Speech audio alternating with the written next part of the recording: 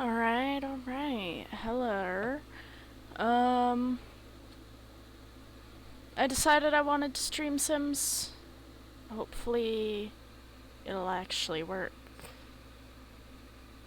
Hopefully, nothing is lagging too hard. I don't know yet. We'll see. But yeah. Hello. I wanted to play Sims, and I figured I didn't want to play my main family. I didn't want to make a new family, so here we are. Back with our, Decades challenge. I don't know if our follower goal is up to date up there. Let me check. It's at 81 out of 100. We only have 77 followers. Why does it say 81? That's weird. Oh well, I'm too lazy to change it now. I have the game open. Yeah, hi. I figured I wanted to play Sims, so I'm gonna play Sims. We have our beautiful toddler Mousy here. Which actually reminds me, once Dad gets home, we should have them try for another baby, because, they are not technically supposed to let their daughter be the heir. I need them to have a boy. I need them to birth an heir to the family. But yeah, Mousy is so adorable. Shit. At this present moment, she is my favorite little child ever in the world, and hopefully nothing happens to her. Woohoo! What are you up to over here? Trash is empty, laundry is not great. This laundry is not dry and probably will not be dry for some time. And you have not showered in a hot minute, so can I have you take a shower? Actually, if I'm gonna have you take a shower, I'll do it down here, not upstairs. I think I've explained in previous parts. I'm going to explain again for anyone who might be new. We have showers even though we're not supposed to, because I can't be asked with making them take a bath every 2, 3, 4, 5 minutes. Because baths are just annoying. Like, the bath is whole ass just annoying. Stop trying to use the fridge. I don't know what you're trying to get from it, but stop trying to use the fridge.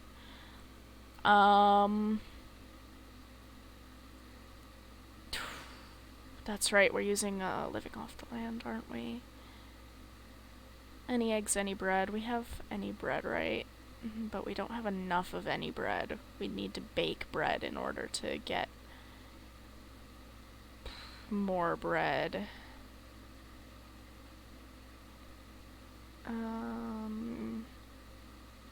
Salad is just tomato and lettuce. I can totally make a party-sized salad, no problem.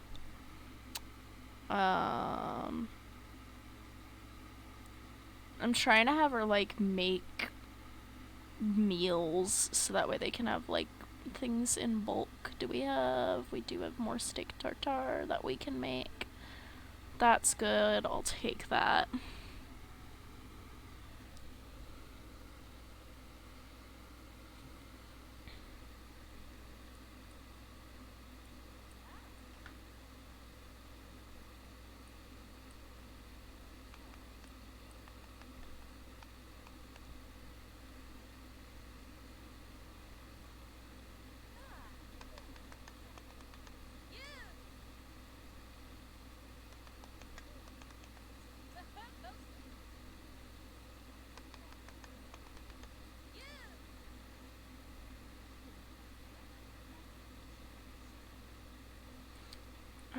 Alright, look at this. Look at her go. She cooking. She do be cooking. Hopefully nothing is lagging too bad on y'all's end. It doesn't look like it from my phone, which is good. Normally this game, especially with streams sometimes, it'll tend to lag really bad. But we're looking fine. Did I even buy you a potty? Oh, good, I did. Are you independent, though? Oh, you're not. You're a silly charmer. Can I have you, first and foremost, change out of your pajamas, please? And then, Grandma, can you actually come potty train Mousy for me? That would be a delight if you could. Because she is currently in need of... Please resume. Can you please resume? Do not just put that on top of that. Come here. Why are you taking a million years to just go potty train the child? My god. And she didn't change like I asked her to. That's really annoying.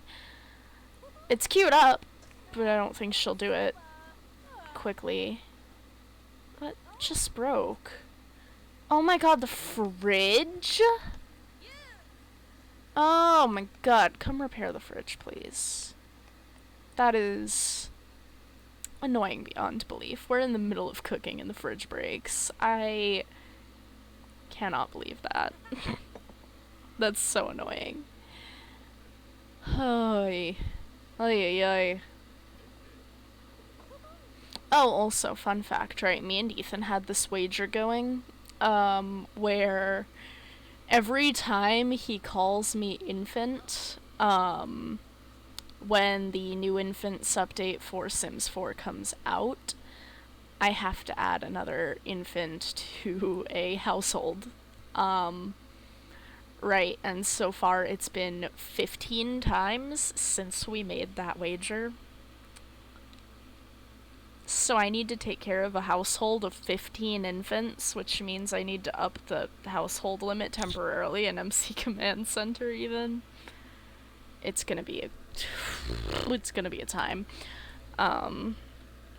So yeah, not looking forward to that, but yeah, that's a little wager we have going. Might live stream it when we do that, because I think it would be funny if you saw my suffering with 15 infants in one house. I'll probably only give them one adult sim too. Probably gonna be my self sim, if we're being honest here, because why not make me suffer? What are you even doing up there? Okay, you are potty training Mousy. Good. You didn't change your clothes like I asked you to, but you are potty training Mousy. Can you use the toilet and wash your hands in this sink instead of using literally any other sink in the house? Because you can.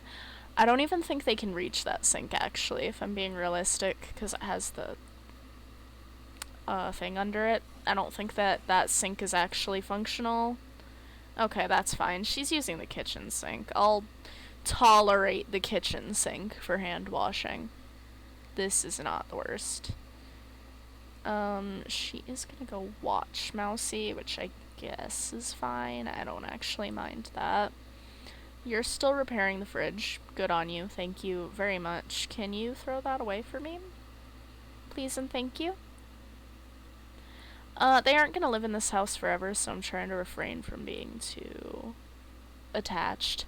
Also, normally I would take a ton of photos of the families that I'm playing with. Like, with my other family, I have 1,000,001 photos of them. Like, I could give you so many photos of them.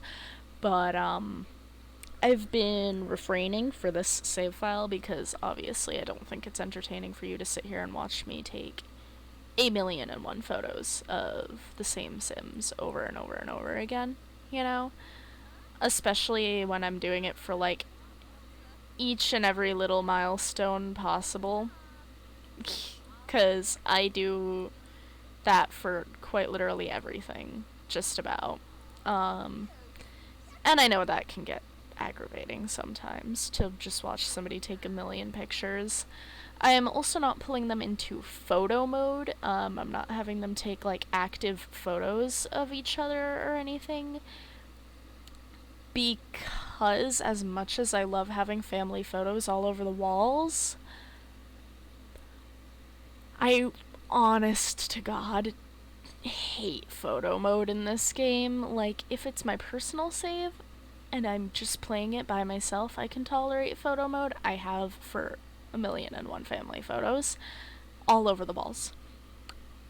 But I can't, especially when I'm streaming, because the way it lags so hard using photo mode. You know, it's not practical to use photo mode. Are you still potty training her? Oh my goodness. How long is that gonna take? 1,000,000 years. Alright, play your xylophone a little. 'Cause your mom's right here. And once you're done with the xylophone, I want your mom to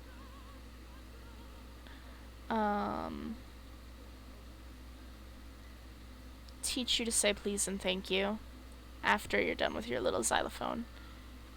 That xylophone, by the way, is adorable. It's that and some of the other toys I believe that I use are made by Panda-sama. The puzzle and this little chalkboard are just, if I remember right, the dollhouse and the blocks retextured, and those are from Around the Sims, which they do amazing stuff. I haven't checked them lately, but they do amazing stuff, right? And I can't remember if this Rock-a-Stack is directly from Panda-sama or not, but I remember this xylophone is. And I love them so freaking much. They're so good. They're absolutely wonderful for toddlers. And the only thing I'm worried about with the Infants update is how much of this is gonna break if they add infant compatibility to toddler toys. Girl, you know I'm gonna have a hard time. Ask Mousy if she wants siblings. She's a little baby, but ask her if she wants a baby brother. What did she say? Did she say something nice? Not yet. Parenting, teach, to say please and thank you. Oh. Yeah, Selena asked Mousy whether she would like to have a new sibling. Yes! I want her to be happy about it. I want Mousy to be happy about having a new little brother or sister. 'Cause I think, that would be cute.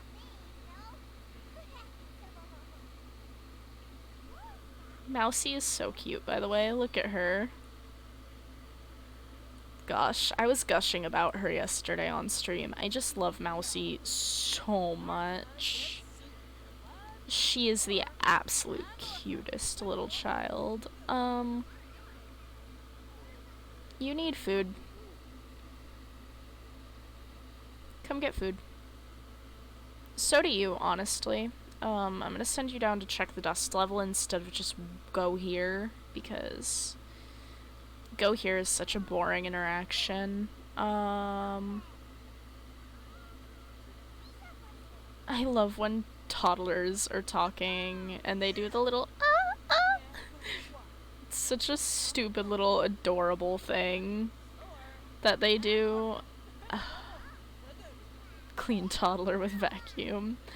That is such a ridiculous fucking interaction. Floor level is clean. That's good. Good job, Nolan. You want to get leftovers? Because you're kind of hungry. His fun is surprisingly high. Normally, Nolan is in a really bad state with that, Normally, Nolan is not having any fun. I might need to send Mom to eat soon. How are you doing, though, Mousy, on food? She probably could use a snack, but also I don't have a high chair.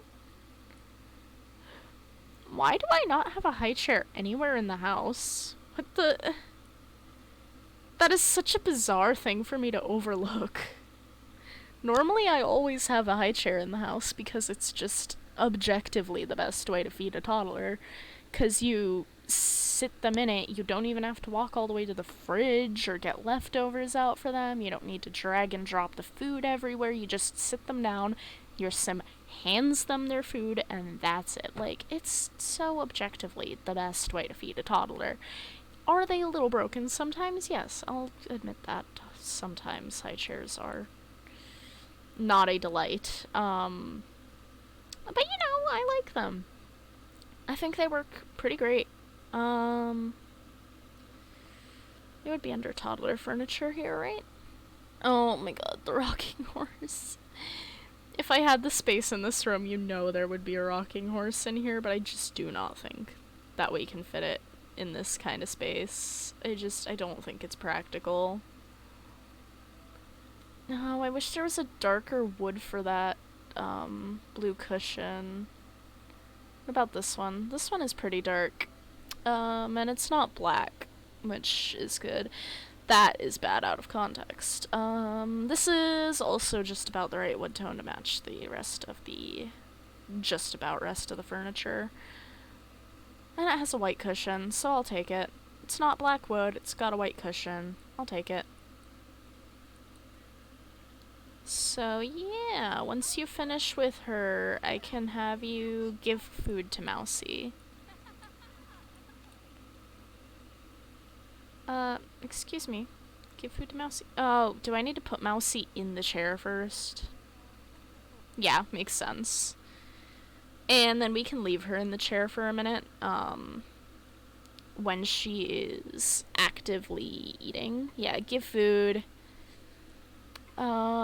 Chips, cereal, applesauce, animal crackers, ham and cheese, peanut butter, jelly, peanut, peas, yogurt, cheese crackers, chicken nuggets. I like how you can't give her the chicken nuggets because we don't have a microwave. I'm gonna give her some yogurt. Mousy can have yogurt. She's a little too young to be lactose intolerant, so she won't bitch at me about the yogurt. But then, to be fair, I don't even use the lactose intolerant trait as is. I mean, like, I'm lactose intolerant, but, like, the fact that it takes up a whole trait slot is kind of bull, in my opinion. Like, a lot of people have said this, I think. The fact that vegetarian and lactose intolerant take up a whole personality slot is, like, I'm sorry, that is not an entire factor of my personality. Like, sir or madam, no. Not an entire factor of my personality here. So, like, the fact that it has to be, like, a defining trait, like, a defining personality thing is just so weird. If you're gonna go chat, can you, like, sit and chat here? Oh no, she's gonna go play the piano, when she's done chatting with him. Yeah, she's gonna go piano, and I want him to, I guess, come sit to listen to her, maybe. That's still dripping. My god. She has in fact finished her food, and I think is probably not going to be very happy about being in that high chair for very long. But that's fine. She can stay there. Her needs are fine. Her needs are met. I might put her down for a little nappy, though. Read to your child for a total of 2 hours. I think I can manage that by having her read Mousy to sleep in a moment. Which should not be bad. Malcolm is home. Welcome back, Malcolm. I'm immediately removing the fear of dead-end job because you are a doctor. There is no reasonable need to have a fucking dead-end job fear, Malcolm. You are a doctor. That is quite literally one of the best careers that you could have. Especially in this day and age. We're not. Let her out and then read her to sleep. Bye-bye, she does immediately when I tell Mom to go get her. What a little sweetie. We don't need ice, luckily, because our power hasn't been cut which is fine. I don't know how voting is going. I haven't been paying attention to voting, honestly. I think I did disable it so NPCs can't vote, because NPC voting pisses me off. Especially if they vote something like friggin', Excuse me. Can you not read her to sleep because you can't... Can you not access both sides of the bed? Oh my god. I swear to god. Fine. Put Mousy to bed. You can't even do that.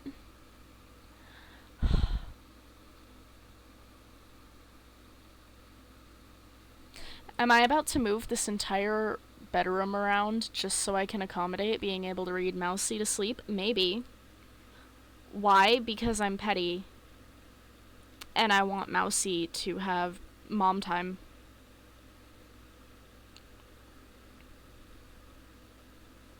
I don't think they're gonna need a second bassinet, but if they do, oopsie, and I hope that won't come back to bite me in the butt. I'm also gonna put this in my inventory temporarily until we need it, 'cause, you know. But yeah, no, I am sincerely... I don't care if it makes the room look even worse. I want you to read Mousy to bed. Go read Mousy to sleep. Thank you. Thank you. And you know what's even worse is I've totally had them read toddlers to sleep with the bed against the wall before, so there's no reasonable thought behind why they should be doing that.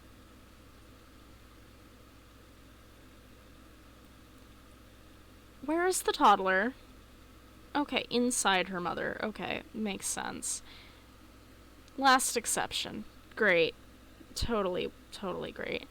Love that for us, honestly. Can you get your leftovers, please? And can nobody else want to go talk to Mousy? Alright, Dad, get leftovers. Mom, read Mousy to sleep, please. For the love of all that is holy. Please read toddler to sleep. Oh, Jesus. Long arms. Toddlers need more just long hair options. Like long, not put up hair. They also need more put up hair options, honestly, though. Like, the toddlers just need more options for things. They're too cute.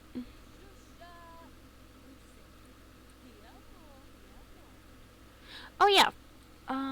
I also wanted to page up.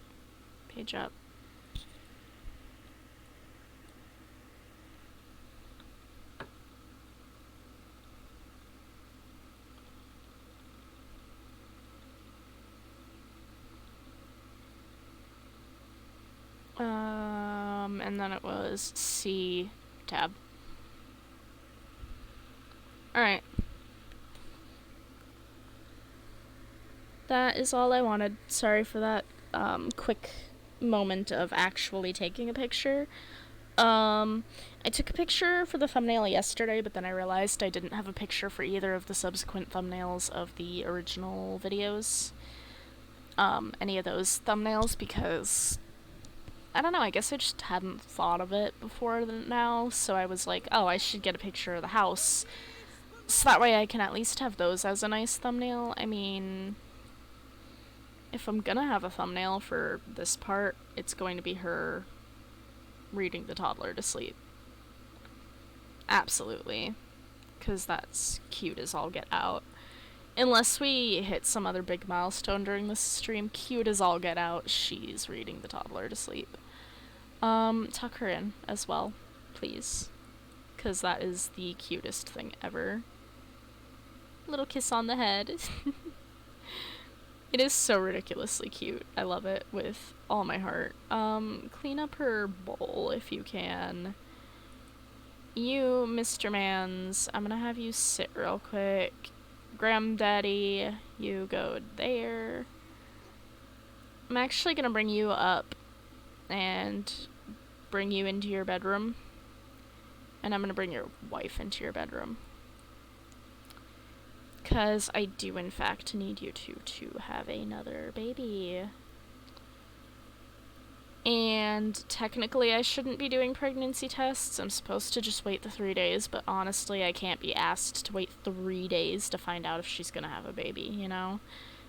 Like, I just can't, because she didn't get pregnant the first time, and I'd waited the full 3 days, and I was like, that's gonna annoy me so bad. So then I ended up doing the pregnancy test for Mousy, because I just was like, no, no sir. So there they go. They're gonna try for that baby. She's down here. Hi, Teresa. Your, children are doing something up there. Apparently the spoiled food in the fridge. Oh my god, the distant woohoo music is killing me. I can't with that. Come use the toilet, please. Nolan, come use the toilet. Also, I mentioned this in a previous part. I totally meant to turn off the woohoo thing where they're like entirely like only the pixels, no clothing, not in their pajamas. I meant to turn that off, but I cannot find the setting for the life of me in MC Command Center, how I turned it on in the first place. So if anyone remembers how to navigate to that, tell me, because I don't remember for the life of me, and I really want to turn that off now because we're like the streams and everything, you know? And just because I don't want my Sims wandering the house completely nude. No protection was used. Yeah, no kidding. You're telling me. As if I wanted them to use protection. Can you put your clothes on and then go take a pregnancy test for me? 'Cause that would be great. Can you check the dust level?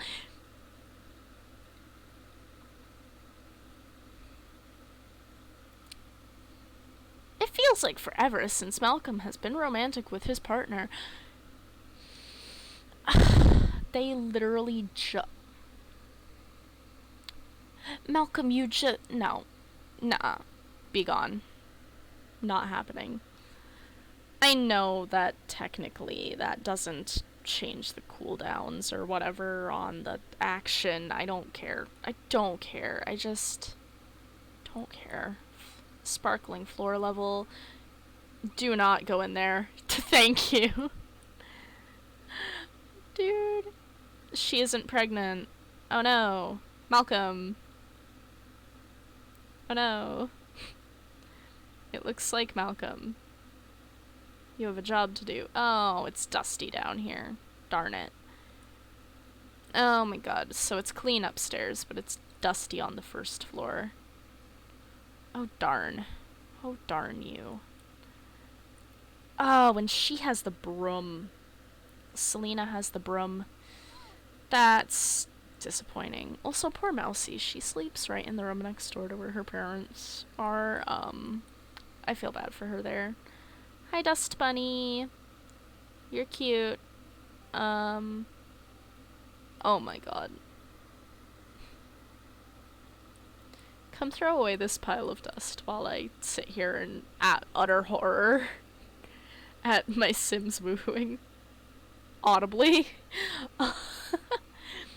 Listen, normally I am not the one to be in utter horror at woohoo. You know, normally I don't mind me a little wicked action, if you know what I mean. But we are live on stream. I cannot with this right now. I don't... bruh. Oh good, you're done. You're done. Okay. Can we put clothes on and go take a pregnancy test, and then you can not nap, for the love of God, you old coot. Go sleep. And your husband is also gonna come sleep, because, quite frankly, I don't blame you all for going to sleep. Your husband is already asleep. Oh, he's not staying asleep, though. Go there, change outfit into everyday. And let's just hope that you don't need to change out of it for a third time. Not pregnant? Girl, what is your fertility level? It's gotta either be you or your husband. 'Cause, like, you are...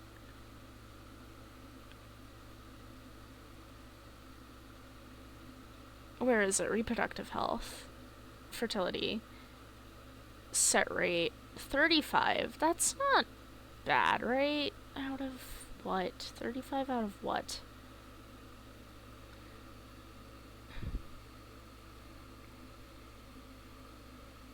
Yeah, 35%. That's not bad, but it's also not good. I think I have... Ooh. I was gonna say, I thought I had it set to 0. We're setting it to 0. That's really annoying. Then is it Malcolm? Is it a Malcolm problem? It's a fertility thing. There we go. I keep forgetting it's in a new tab now, because it's in a new tab since last I checked. 3 out of 5. Not the worst. It just means that they have to try a little harder, I think. So, not the worst thing in the world. That they are not. Don't go all the way downstairs. Just go try again. Yeah, so absolutely not the worst thing in the world. It's just not good either. Let's try to ignore the parents while Mousy sleeps blissfully in the next room over. Head against the wall. Where they are.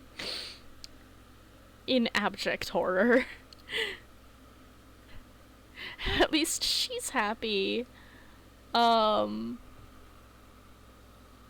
She's happy because the house is dusty, evidently, and also happy from the house being not dusty. I don't understand it, but sure. Are you potty trained enough to go by yourself? You're not. Oh, baby. Precious. I hope she can learn to potty before she has to age up. Nobody is awake, so I don't even care if you leave your clothes on. Quite frankly, just go. I don't care if they put their clothes back on, since they are the only two awake in the house right now. It's just... It would only be an abject horror if... Oh, thank God! Fucking finally! Are you kidding me? Yeah, child on the way. She wants children and is happy to know one is on their way. Good. My God, that was... Oh, good lord. She is, in fact, a Gregnant. So I'm going to have her share the big news to her husband. Go tell him that you are, in fact, having another baby after several attempts. And then you can go to sleep, because, quite frankly, you are exhausted, and I need you to sleep. Same with him. You're both tired.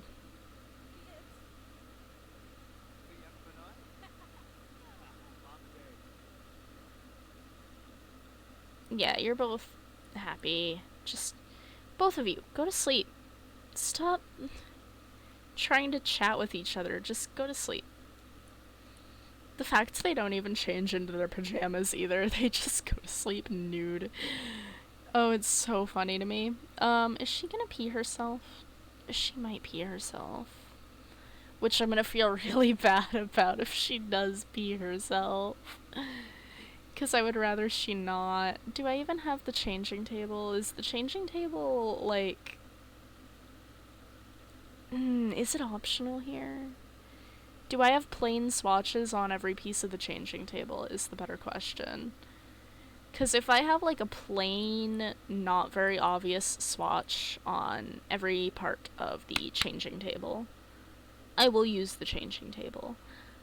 But if it's, like, I can't just get, like, a nice plain swatch on every piece, then I won't. Well, there's a plain swatch there.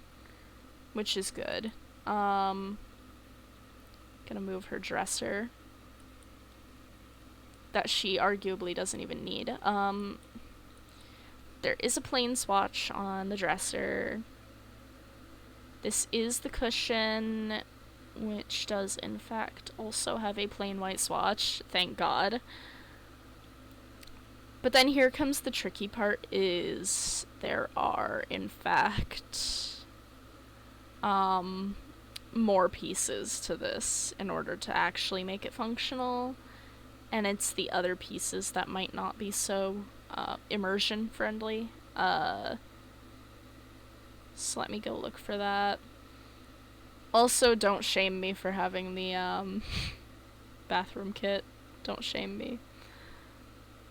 Listen, I like it, okay? Don't shame me. I hold my head in shame while others look on in abject horror. Baby lotion, that's fine. Not weird looking. It fits fine enough.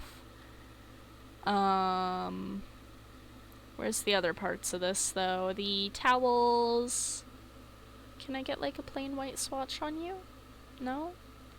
Darn. Well, best I can do is, like, these ones with the little triangles on them. Not the worst. And then a nice little, just normal basket of diapers. Not the worst thing in the world. I think that's doable. That's fine.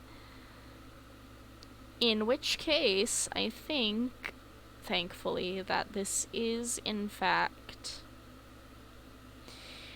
an entirely usable baby changing station, while still looking period-friendly enough, right? Right. Of course we are gonna get proper changing stations when, infants come along, I'm sure. This is, for now, though, custom content specifically made with toddlers in mind, because toddlers do, in fact, still pee their pants. And I want to at least be able to accommodate it if they can't all wake up in time to... Yeah, there she goes. She peed her pants. Darn. Darn, darn, darn. You also might pee your pants, Grandma. Can you not pee your pants, please? Because I feel like I would just be in such abject horror if you peed yourself. What are you, like, 80? Like, I would be in such abject horror. Oh yeah, 107 days lived. She is, like, halfway through her elder years. She's not gonna be living much longer. Upside, though, when they die, I can, in fact, move Mom and Dad up here to Grandma and Grandpa's old room and put, Mousie in her own room when she ages up into a child, so that way she doesn't have to share a room with her little sibling or little siblings. Do we cheat and check with MC Command Center? I feel like it's not gonna be twins, because... Just generally, I feel like it's not gonna be twins, because she... Low fertility rate on both of them, honestly. But I'm, like, very, very, very worried about it, you know? I'm very worried about the fertility rate. You're doing fine. Do you want to come and... I was gonna have her cook for everyone, but I think I'll just have her get leftovers. He is, in fact, going to use the toilet. Oh, good morning, Mousie. I'm sorry you're a little smelly. Oh, you're also a little pudgy, aren't you? Oh, you're so cute. Listen, it's okay when toddlers are a little pudgy. They're so cute. Do not go all the way up there to use that fucking sink, boy. You are lucky your mother is already all the way downstairs and that your father is not awake. You are naked. You are naked, boy. You do not go all the way up. I hate this house. I hate this house. I hate this house. I love this house, but I also hate this house. I need to get out of here. I hate this house. Oh my god. What are you doing? Coming all the way downstairs to eat a garden salad. Can you, like, actually take care of yourself first, old man, and, like, use the toilet, take a shower? Because I would much rather you come use the toilet, take a shower right now. And then your son is actually going to be the one coming and getting a quick plate of food while you're upstairs. Please and thank you. Selena, you are good and awake now. I want you to use the toilet, take a shower, and then once you have, in fact, properly showered, you better use the sink in front of you, sir, because I don't want you walking down and seeing your naked daughter-in-law in the bathroom. You're not going all the way to the kitchen. That is on the first floor of the house. Tell me how that is at all practical, sir. Anyway. Anyway. She's gonna take a shower. You're gonna go and talk to Mousy, but you're not gonna change her. Good, because I want Mom to change Mousy. Grandma can go have a moment with Mousy, though. Mousy can be close with her grandparents. She does love her grandparents, which is good. She's much closer with her mother than anyone else, though, which is fair enough. Why are you not taking your shower? Oh my god, why do you have cheese? Somebody tell me why she just had a plate of cheese in her hand. Excellent quality cheese, too. No, you're putting that away. You're shutting that down right now. And I'm gonna have you change Mousy on the changing table when you're done, because she needed it. And once you're done changing Mousy, I'll probably also have you give her food in the high chair. Grandma, you want to sit in the chair? Link, you want to go sit, Grandma? Because I don't mind if you want to go sit.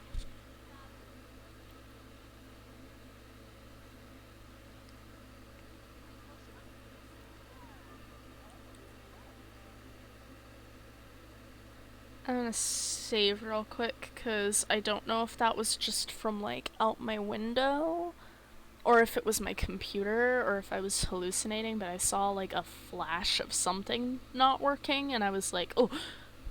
Whew. Obviously, stream is still here, which is good. That scared the bejeebus out of me, to say the absolute least. Hello?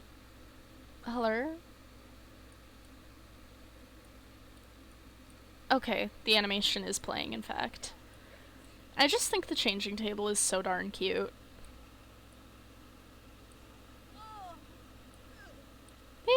She's even like, ew, disgusting, gross. He wants to check on her. Oh, he's such a good dad. Alright, there you go. You finished changing her diaper. Do not go get food for yourself. Put your child in the high chair. You had a snack of cheese to tide yourself over, okay, woman? You had a snack of cheese. I cannot believe she just whipped cheese out of her pocket. That is the most ridiculous thing in my life. I have a feeling I'm about to get another last exception from MC Command Center. Because these two are having a moment.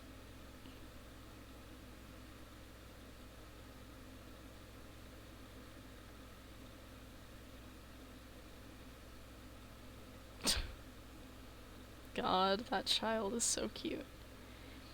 Yeah, they're both, I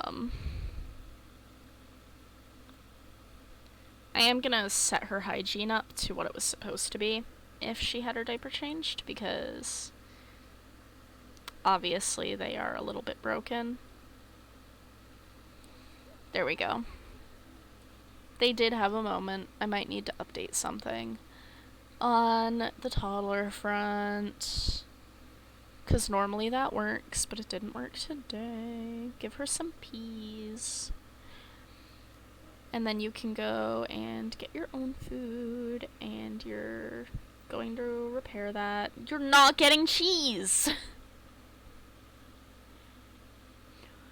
If you're going to get food, get something normal like a salad. You're not getting cheese. I cannot believe this. I cannot believe her. Hi, Mousy. Are you having fun? Here, come let Mousy out. Because, your wife is eating. And she's also pregnant, so... Oh, shit, did somebody put the laundry away for her? No cat? Nice. I wasn't expecting somebody to put the laundry away for her. That's real good. Okay. But yeah, no, I swear to God, the fact that she is not eating at the dining table is setting me off. Unbelievably. Ugh!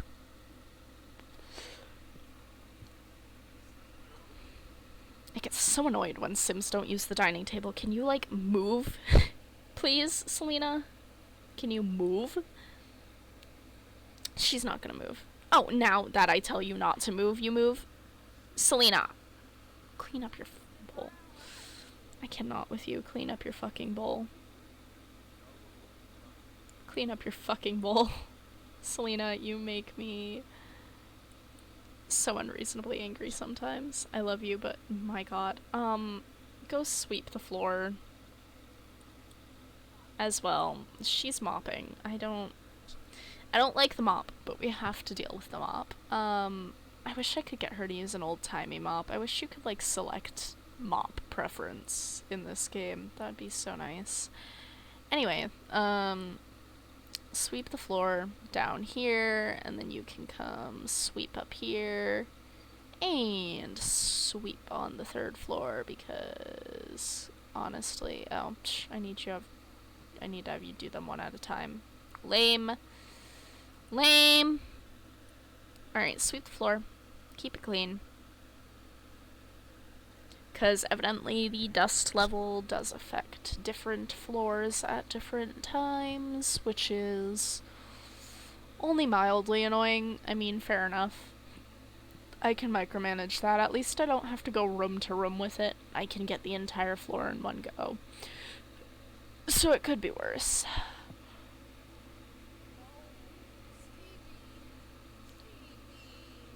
Why are you... She's uncomfortable from the dishes, but other than that, she's fine.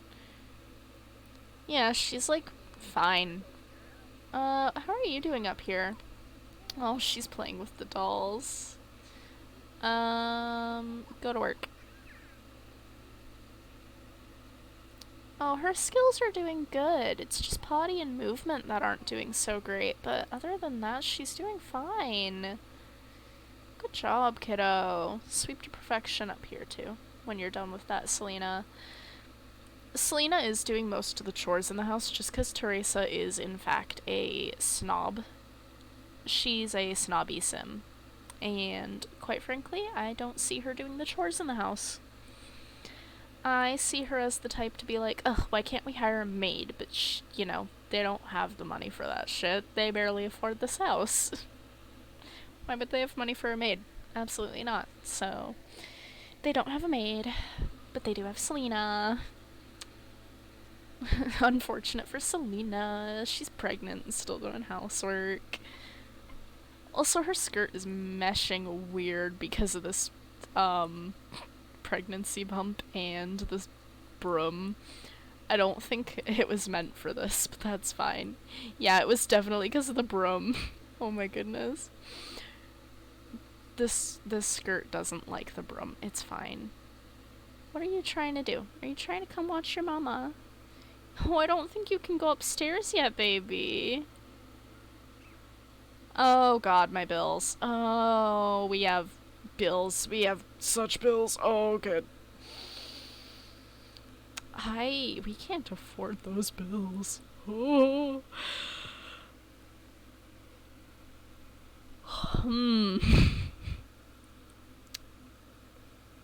We cannot, in fact, afford bills. That is what some may call a problem. Oh, she's playing with her little rock stack over there. Oh, what a good baby. Okay. We cannot, in fact, afford our bills, but what we can do, I believe, is once we do the laundry and switch out the water, I might see if we have excess water to sell.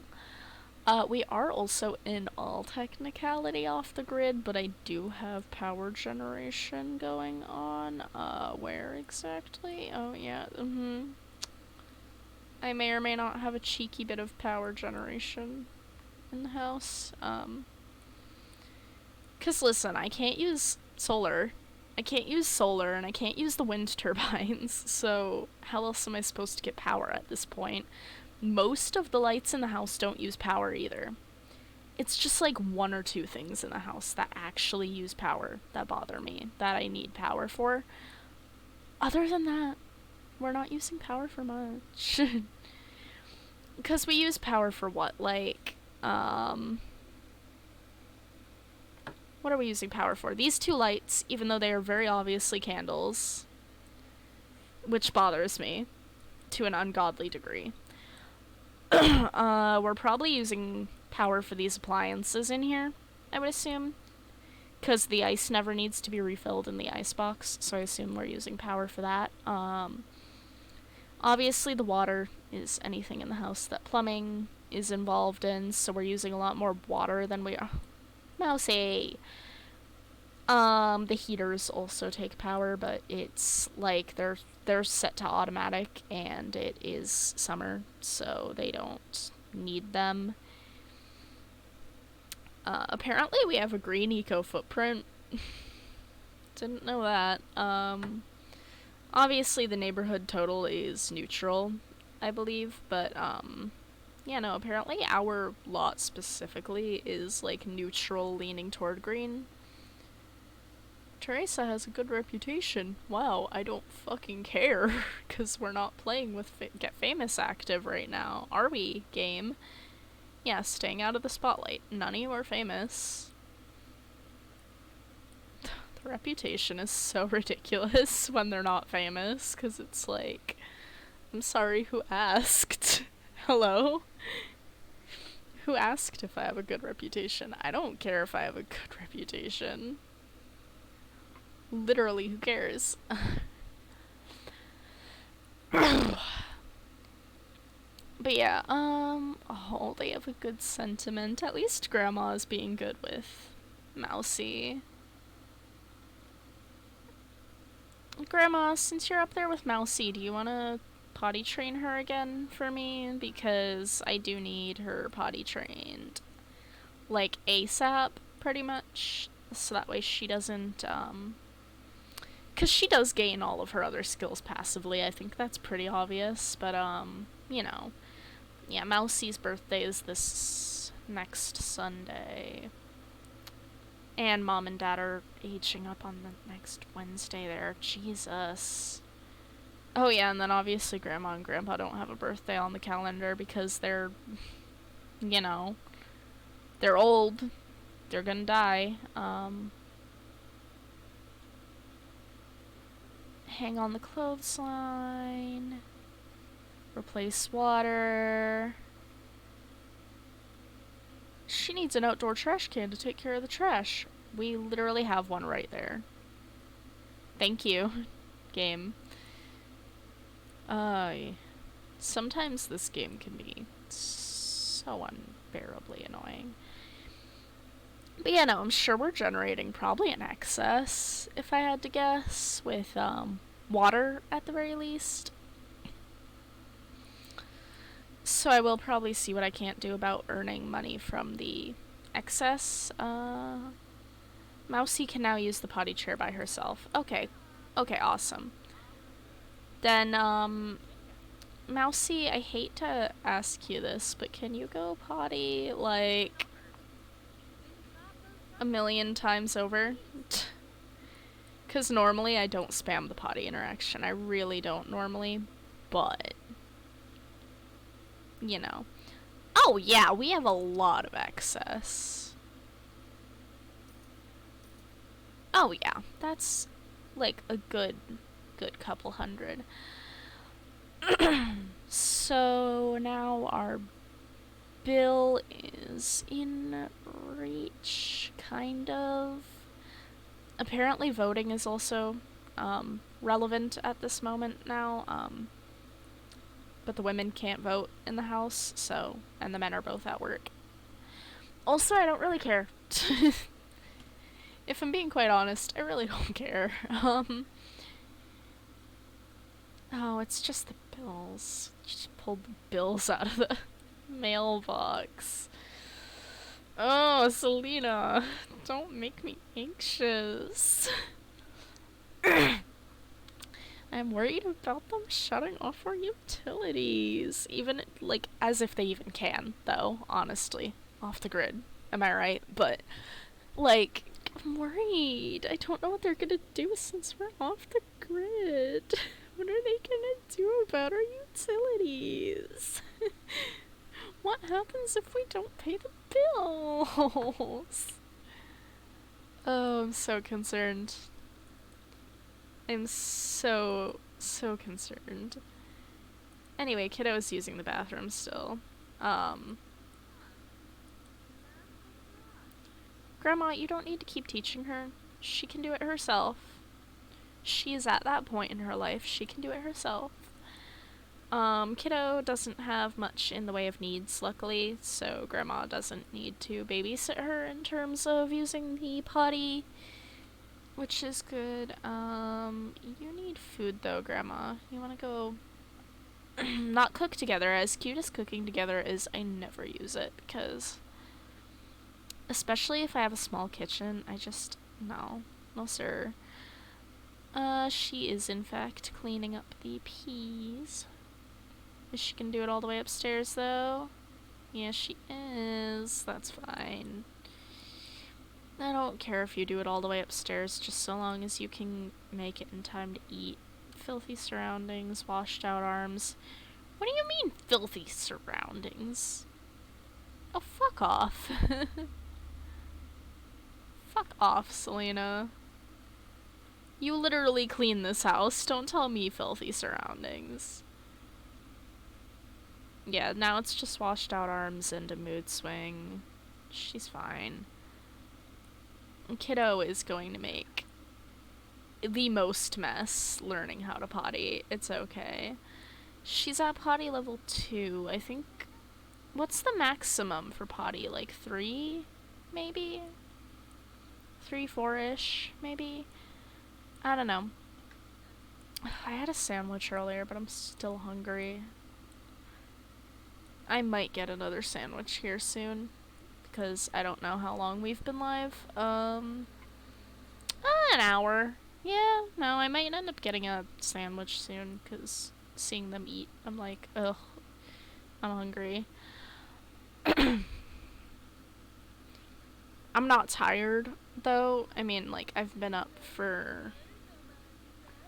since, like, probably 8 o'clock p.m. yesterday, and I'm not tired, and I'm bothered about the fact that I'm not tired, because I'm like, ugh, I just kind of want to go to bed, but, like, I can't, because I'm not tired. And that bothers me. That really bothers me. Kid, oh my god, she is in puddles. She is in puddles. Oh, Selena. Selena, please come clean up after your toddler. She's a mess. She is also in her pajamas, because she can't exactly change herself now, can she? I mean, she can, but I'm not telling her to, so she's not going to. Not autonomously, anyway. Look at her over there, just being so darn adorable.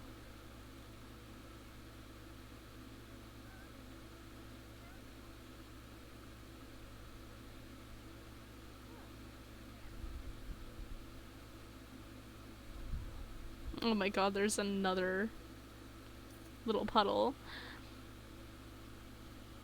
Malcolm brought money home and is pissing and moaning again about his career that I'm gonna tell him to fuck off about. He is hungry and needs to pee, and we don't have enough money for the bills still. Do you have anything in your inventory I can sell for bill money? Yes, you do. That gives us like $40. Hopefully your dad comes home with more than that, because if he doesn't, we're so screwed. Kiddo, if this doesn't level you up, oh shit, Mousie's sleepy. Oh no. I'm gonna gently buff you up just a little there. I know it's cheating, but like, I want her to get that skill. Level 3 of the potty skill, mastered potty training. Oh, good. Good. Mom, read her to sleep, please, if you could. 'Cause that would be great. Absolutely perfect. I'm so happy that she has mastered potty. That is good. That is great. Uh-oh, she's gonna do the stretchy arms. Wait for it. Yo. Ew. Ew, that's so weird. Anyway, though, she is going to read her to sleep, which is good. And once little one is asleep, you can absolutely clean her disgusting potty. Now, arguably, I could have simply not potty trained her and kept using this the whole time, but I feel like this is for the resort of if we need it. Not, because we want to use it, it's if we need it. Debatably, I don't think I'm even supposed to be using the potty chair, but come on. Come on. Who doesn't use the potty chair? It's the potty chair. It's so useful. I think I honestly might get a sandwich. 'Cause I am hungry. And instead of muting through Streamlabs and having to tab out of the Sims and make all that effort, I'm actually gonna mute my microphone itself through my headset, so if it makes staticky weird noises, that's why. So I'm sorry about that. Oh shit, wait, no, I have to go through Streamlabs anyway, because I need to put up the BRB screen, don't I? Ugh. Sorry that I'm such a little bitch about it. No, I don't want to open anything from my Windows key. I just want to... No, I don't want to open the store. Go away. Anyway, I'll be right back. There we go. I'll be back.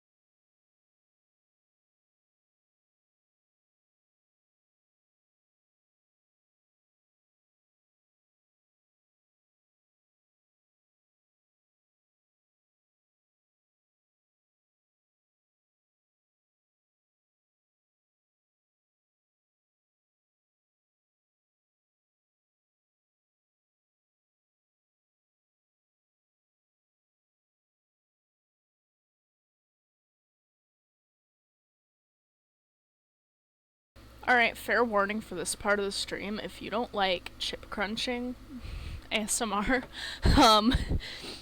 or like eating noises, then you're gonna want to like deafen. I'm probably not gonna say much important during this time, you know?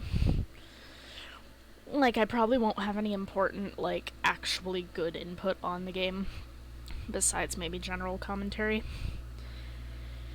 Oh god, fuck, right. The official trailer, the official gameplay trailer for Growing Together is today. Shit! Oh, do you think I could manage switching stream over to a Google window? No, because, like, I'm actually excited for Growing Together. Like, genuinely so excited because I literally have it pre-ordered. I said that last stream.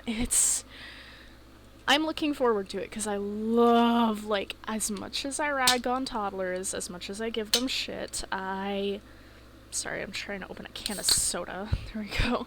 As much as I rag on toddlers and babies and give them shit because I don't want babies to be free roaming, I'm really excited for infants. I'm so excited that they're their own life state and that we're not just getting, like, the newborns out of the crib, because let me tell you, if they decribbed the babies, I think I would have had a fucking fit. Because listen, you're telling me that I have to keep track of something the size of my Sim's tit? Absolutely not. Not happening. I'm not keeping track of that thing. If it's on the floor, I'm not keeping track of that thing. Like, at least infants are the size of both tits. Not just one. I say this with so much passion. I'm sorry. But yeah, no, I'm totally seeing if I can't switch the window to, like, watch the video, because I am flabbergasted. Do I have anything normal in my, how's my Google? I'm gonna hide pretty much everything that was in my bookmarks bar, because the bookmarks bar is a little bit, but anyway.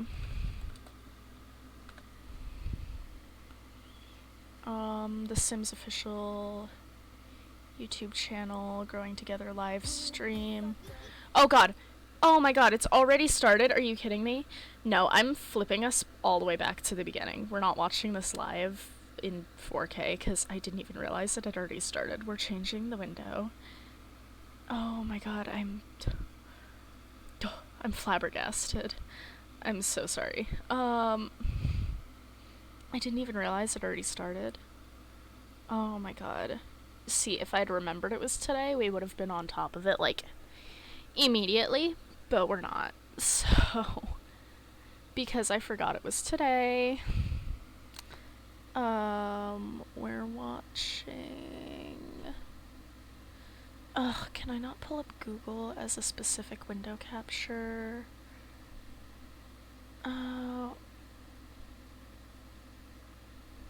Auto... No, that's looking for a game to capture. Ugh. Okay. Okay, well, sources... general...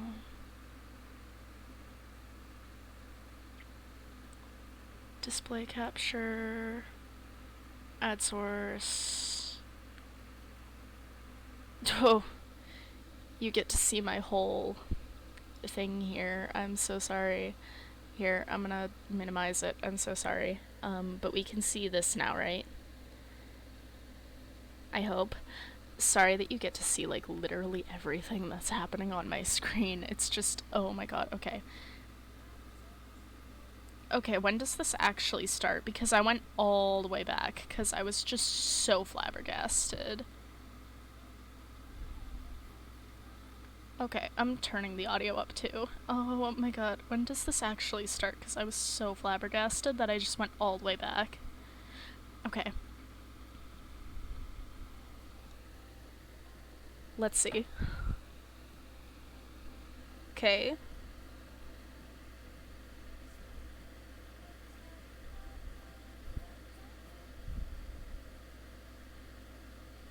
Okay, so it started, not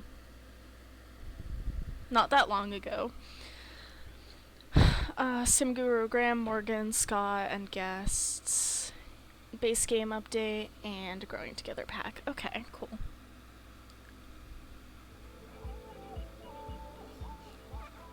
Oh my god. Look at the baby. It's such a cute baby, too. This is just... Okay, this is a little loud now. This is just the trailer for infants, but oh, look at them. They're so cute. This is what was playing when I, popped in to begin with. Oh my god, why is this so loud? There we go. I'm sorry. But yeah, this is what was on when I first popped in, was this trailer, and I was just like, oh my god, hold on. I was too flabbergasted to even speak. I was like, oh my god. Oh my god, the infants are so cute though. Like, I'm genuinely looking forward to them because they're so darn cute. Oh my god, I'm excited. March 14th. Oh god, that's so soon too. The 14th is so soon. From the very first days of this project, the objective the team rallied around was to surpass player expectations for freeing the babies. Now, our vision to accomplish that was to add infants as an entirely new age, resulting in a much more natural progression for Sims' early stages of life. When you add a new life stage to The Sims, there are a lot of challenges. We had to figure out how to display the infant. Obviously, this is all stuff I had already seen, but I'm letting it play for anyone who hasn't, because oh my god. We created a lot of new technologies. So now in the game, while holding an infant, you are able to... No, am I gonna let it play? You can also talk to them. Right now, if I switch it to live... Okay, we are at the gameplay section, so I might leave it for a minute. For the first part of our stream today, it's going to be a two-part stream, like Frost mentioned. We are diving... Okay, so they literally just started, too. I'm sorry, I needed to do a live reaction to this because I just remembered it was today as I'm over here playing The Sims. So, we've got some special guests that are going to be joining us today as well. We'll have them calling in throughout the podcast, but we'll be speaking with Senator Lakshmi, our lead designer on infants. We'll also be checking one of our infant concept artists. Henry will be also... Oh my god, stop. I just wanna... I wanted to make sure it was full volume and then it kept going down. But that's it. We've got about a little over 2 hours of... Yeah, I just noticed that the whole YouTube chat over there is yelling, oh my god, it's too quiet, turn up your volume. Absolutely fair. I can see my... In the pancake household with Bob, he's very excited to see you all. Oh my god. Some of the furniture. Oh my god, look at the little... Oh my god, is that a playpen? Oh, is that a playpen? So I think we're set up for a function in a bit. Oh my god, that's so cute. Wait. There's a lot of different stuff around. Oh my god. You are going to get a lot of new objects coming with this update. Oh my god, there's like a baby mat on the rug, and there's toys, and there's a playpen, and oh my god. Oh my god. With it, but we also have it laid out for everyone to really look at everything. So let's just take a look Oh at my... everything that's coming for free. Oh, those are so cute. What the fuck? Floor 1 of 2. Floor 1 of 2? Oh. I'm really excited about the bassinet. It's Oh. the first bassinet I'm sure many of you will know that we've had at the base game since it launched way back when. Oh my god, that's a base game bassinet. Oh my god, kill me. I'm so excited. So those are quite big. Those are big llamas, yeah, but oh my god, that's... Oh, that's a bookshelf. Oh my god. I'm sorry, this is so cute. Show off this one. These actually all have variants as well. I just haven't placed out all of their variants. This one in particular, I like the little animals on it. Oh my god, sorry, I have the hiccups now because I'm just so excited while I'm eating and I'm just like, oh my god. We actually have 3 new toys. Oh my that come with, god. unique audio for them. Oh, they're so Yeah, cute. like sensory development toys. That's the other thing. Sensory development. Oh, that's so And then, cute. with And the little Kirby, toy up baskets. in the And next floor, I wanted to point out how cool I think these are. The oh dinosaurs. my god, am I still okay? There we go. Oh, And the these are also my new rugs. favorite rug, I think. As you can probably see over here, because I've decorated literally 3 rooms.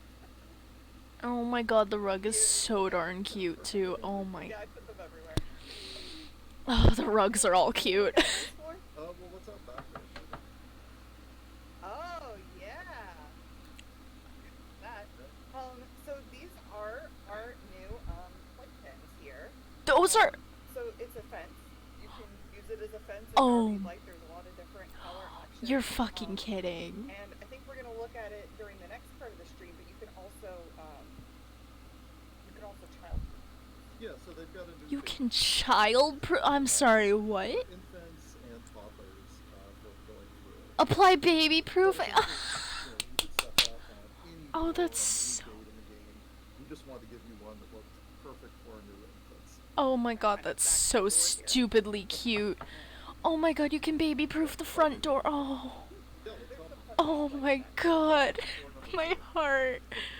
Because boy, do we have a lot of Oh my heart. Oh, that's so many cribs. Might seem somewhat familiar because they match the other furniture pieces we have for children and toddlers, and like their categories. So to match that, you can make a matching nursery with all those furniture pieces. But we also have some new ones that are kind of different here. Yeah, I love that the cribs have a little bit. Are those new toddler beds too? So, like the Because one those that aren't for infants. Those have to be new toddler beds. It's one of the upgrades that Sims can perform on some of our cribs. Convert to So crib. their ages along with Ooh. your Sims as they grow up in their household. On the far end of the room, though, we've got our travel crib, and I really like this. Oh, it's a travel crib, not a playpen. Ooh. Bring it with you to other locations. Okay. Place for your infant to grab a little rest on the go. Oh, I like that. That's And then we'll cute. also look at some other upgrades. So a they little bit can later. nap on the go. Yeah, Oh, darn. Oh, that's so cute. I was expecting it to be a playpen, but I think I like being able to build our own playpens better. That's so good. Something new that we're adding also for base game called Science Baby. So it's a social interaction, but you can also go to your phone and you can choose Are to you- have a science baby with somebody. Oh, are either you by yourself kidding or me? with another sim. So we're gonna go ahead and click on this, and you might notice that options are appearing here for sims that you also don't have a romantic relationship with. Which is really Oh, are cool you because, kidding me? it That's lets you so kinda tell fucking whatever story you cute. like here, whether it be a surrogacy story or something. Oh my god, that's so good. There's a lot of different stories What you can the tell. fuck? Oh my god, no, you know how perfect that is? Cause me and Ethan are. Oh. Cause me and Ethan are probably gonna have. Oh my god, kids with like the surrogacy and stuff, and oh. Oh, that. Oh, my little heart. Oh my god, cause obviously we're gonna try to have biological kids, but we're both trans, so it's like a whole problem. Oh, that's so cute. Oh my heart. They do have to be some degree of friends, but they are. So they. Oh my heart. And Eliza's gonna go off now and. Oh, that makes me so happy. What the fuck? That is the cutest thing ever. Yeah, the magic of science. Magic of science. Oh, that. My heart is so full. Oh my god, you can have twins that way? Girl. We'll name her Amelia Pancakes. And she's up here in the new bassinet. Oh There she is, my your little Amelia. god. She's actually looking a little bit different. I think many of you tuning in today likely know our newborns in The Sims 4 have been a bit limited in terms of their appearance in the past. Oh my god, are they not ugly anymore? Skin tones they can select from. But with the update that's coming, our newborns now have the same range of skin tone possibilities as all of our other Sims in game. Oh, that's so they're a much more good. natural addition to the family right from the Oh my mix from god, that's so now have pretty. the correct genetic eye color. We've changed a bit about their overall appearance and the way that they move, just to skew them a little bit younger. They really do represent those first few days of coming from home from the hospital now. Oh, Let's that talk a looks little bit more so about good. improvements we made to our newborns, because it's not just aesthetic. Why don't I invite Simper Lakshmi to join in and tell us a little bit more about Oh, her that's experience? so awesome. Hi, yeah. We did quite a few different things to help our newborns fit into the game a little better. The first thing we did was we smoothed out caring for newborns. So now Sims can continue holding them and seamlessly transition between interactions. And also a caregiver will automatically respond when they are crying. If you have a weather, we've added compatibility so that newborns will react to being outside in storms or extreme temperatures. They'll cry and let you know they're unhappy about that. The show off to interaction is a little easier to complete as well, and it now allows you to show a toddler their new sibling. Children and toddlers actually got a new interaction called Entertain, which allows them to be silly and spend a bit of Oh my quality time god, they can using actually animation. interact with. And then one more tweak we made was how long it takes a newborn to automatically age up into an infant. Since this stage is now just covering the very beginning of life, we shortened that time a little bit, but the other ages have been extended to make sure your Sims can see their little ones grow up and maybe even have children of their own. Dude. Super cute. Oh, this But is as so adorable good. as this newborn is, we really need an infant in this household in Oregon. Yes, we do. Okay, so let's go ahead and go here to age them up early. She was going to show off the infant or the newborn. The fact that there was a feeding preference thing in that pie menu, so you can just tell them automatically, hey, this is how I want you to Okay, feed here the we baby. go. Oh, that's so good. So they're And I not love gonna that Simper automatically go to actually bottle feed every the time. recognition Especially for abilities as decades, well. that's so So helpful. we can randomize a trait. There are actually Oh my traits for god, look at infants. that! Six of them. Oh 6 my of god, them. a wiggly! And they range from sort of a sunny, happy, just generally easier infant to intense, where they have big emotions and they're going to be a lot more of a challenge to play with. Oh my 10 sounds god, like a that's handful so of them. cute. Maybe we go back over to Sunny Megan. No. We're going to go with cautious today. These Sims appreciate the familiar, but are slow to warm up to new experience location in Sims, because I think we're going to be able to show something cool specifically with that one during the live stream. Yeah, let's do it. Oh, I don't I'm want to make it too easy. so excited. Now, Oh my of god, look at course, the you baby! get to not only select these traits when your The way Sim it ages aged up up, into an that's infant, so but cute. infants can actually be fully customized and created and create a Sim as well. So why don't we actually head into that mode and we'll see everything that you Oh, can do. this is so darn cute. I'm trying not to like talk too much because I don't want to talk over So them. this is pretty exciting because this is the youngest age Sim we've ever been able to create a Sim. And of course they're fully customizable with everything you would expect, whether that's hairstyles, accessories, clothing, those personality traits that we just saw. And as Morgan clicks through some of our different clothing options right now, why don't I invite Steph onto the stream, our infant concept owner. Tell us a little bit more about the clothing coming for infants. Hi everybody. We wanted to give players really cute basics that they could mix and match. We have a bunch of new onesies, leggings and tops, full bodies that are super cute. Like I think we have like overalls. Yeah, the overalls are really cute, like an Oh. overall dress. We also have some seasonal stuff.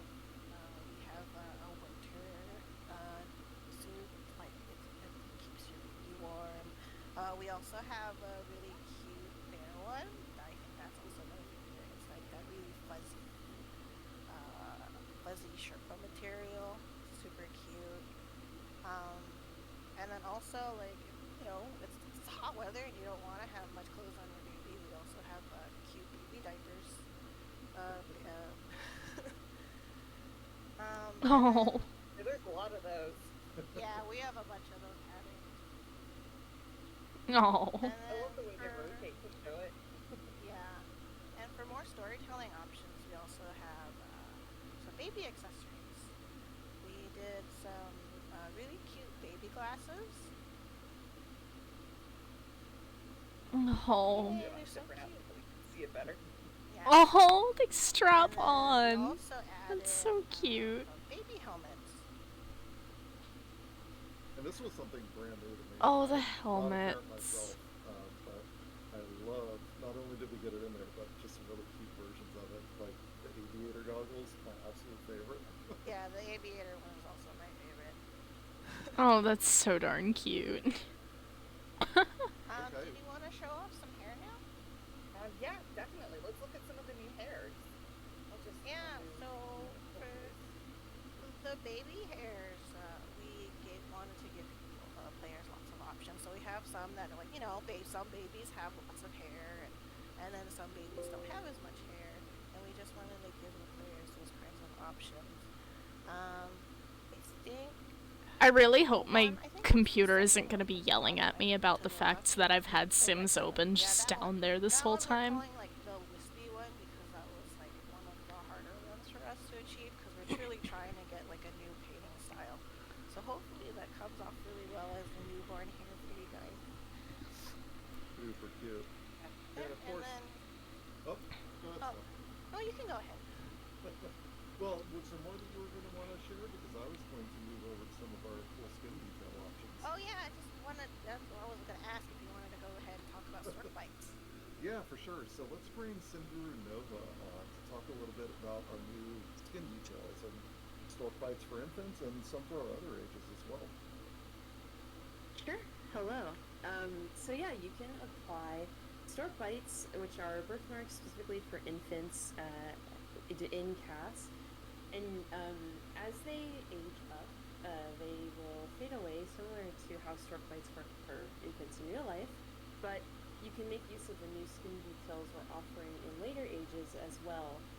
Coming to base game, we've added birthmarks across the ages in CAS, each with a set of swatches to kind of match different skin tones and ensure that they show up visibly and look natural. And we've also, as you've seen in the cast preview, maybe added a bunch of different additional skin details like stretch marks and a C-section scar to kind of help you create more realistic Sims as they move through different stages in their life and represent, the changes that a Sim's body might go through as they age and raise a family and things like that. Yeah, I feel like the Sims feel a lot more real now with all of those details on them, so certainly been enjoying seeing that in game. Yeah, and of course, variants across the board for each of those skin details, so we can have a wide range of skin tones as well. I think there's one more thing before we hop out of cast we were wanting to show off today, and that is that under the view choice settings, we actually also added a new option for can this Sim produce milk. Oh, I love that. Help create a wider variety of Sims. Yeah, additional storytelling options. Oh, I love that. That's so Okay, so let's hop into some sweet. Infants gameplay. And this is all base game stuff right now that they're showing off, by the way. They aren't even at the new pack yet, which, oh my god. I am jittering with excitement. I can't even eat. I haven't been eating. I need to eat. Oh my god, bathing infants. Let's Now, go. of course, this is just one of the many different options in there that you're going to have for taking care of your infant. And infants have all of the needs that you can do from the sim. So we're taking care of their hygiene here, but different options for sleep, for hunger. Oh my god, for look at the little attention. baby bath. You'll see all of those as we go through and play a little today. But you'll see all the cute little interactions that Eliza does with her infant. She's testing the temperature of the water, putting some little bubbles on Amelia's head, playing with the rubber ducky. Just perfectly adorable stuff. She seems like a pretty good mom. I think there's something that we did with that where, with attachment, would you like to tell us a little bit about that, Lakshmi? Yeah, sure. Both our newborns and infants are sort of trying to gauge if the world is a place where they are safe. If they're left crying or with low needs, they'll be feeling neglected. But when the Sims are caring for them, and spending time with them, then they form this good sense of attachment. To help understand how this attachment is developing, there are moodlets that will let you know how cared for your infant is feeling. You might see one on her now, I'm not sure, since she just got a little love on the infant. Yeah, so she got some care, and so she's feeling well cared for. So when a couple of examples are when an infant's got a good level attachment, then they won't feel neglected when they're crying because they trust that someone will come and help them. But if that care hasn't arrived in the past, then their attachment would be low, and so they'll feel extra sad when their cries are going unanswered. Also, as we just saw when the sim is caring for or showing affection to an infant, there are moodlets that help you gauge sort of how secure the infant is feeling. Then if you build attachment as a newborn and an infant, we have baby food. Traits that can be earned when the sim ages up. There's happy infant for a sim that formed a good bond and therefore trusts that sims have good intentions. And then top notch if they were very well cared for, which also means they trust their caregivers specifically. And then if you intentionally push to the other end, there's also an unhappy infant, which will make them basically more skeptical of sims. They have a hard time trusting the intentions of those sims. I love that it tells that story of care and attachment from early in life, which carries through the rest of the sim's life and helps form that strong foundation for them. Mm-hmm. Now, Morgan, I saw you clicking on the high chair a second ago, and I bet a lot of people in our chat would screw with me. Oh no, not the high chair, anything but the high chair. We all know about the high chair. Our longtime veterans, a lot of them will know it's one of those tricky objects. It was always a little difficult to play with your toddlers, but fear not, we've made a number of quality of life improvements to the high chair. So some of those issues you experienced in the past where a toddler would just constantly want to get in and out of the high chair and have trouble feeding them in it, that should be much better now. And it's not just for our toddlers. Oh my Of god, course, look at all that! these infants as well, so that you get to really enjoy that object and some of the new gameplay that we've added around it. What are you trying right now, Morgan? We're trying mashed peas right now. So infants always, they try their new food can't because they're currently trying it, but there's a selection of different baby foods you can try with your infants, and they'll either be unsure, they'll like it, they'll love it, or they'll dislike it, and they react accordingly, and it's really cute to watch them and see as they figure out what they like and they don't. That's adorable. She was unsure about mashed peas. That's one of those ways that Amelia's trait here, that she's cautious is going to come into play, because she's going to be less certain if she likes food more often than other infants are. So just there's a lot of little things like that when those things factor into how they behave differently. That's cute.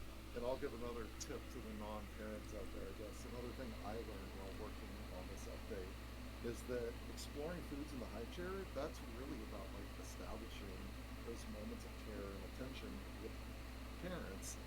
It's about trying new things and exploring the world around them, and less about satisfying hunger. So just before that, we were bottle feeding earlier here, and we added a nice new option around that as well, because either bottle feeding or breastfeeding, that's the best way to go about satisfying an infant's hunger. Now, previously you had to select that each time, whichever option it was you preferred, but now you can designate the preference for your infant. Oh, I love that. It will automatically do that when they're playing autonomously, or when you use your around them to help feed an infant. Now here, little Amelia, she's found her way over to the toys in the living room.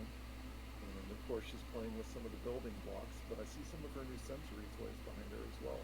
There's one of those while we wait for her brother to come down here. And what's Iggy coming over to try doing? He was going to try to entertain her.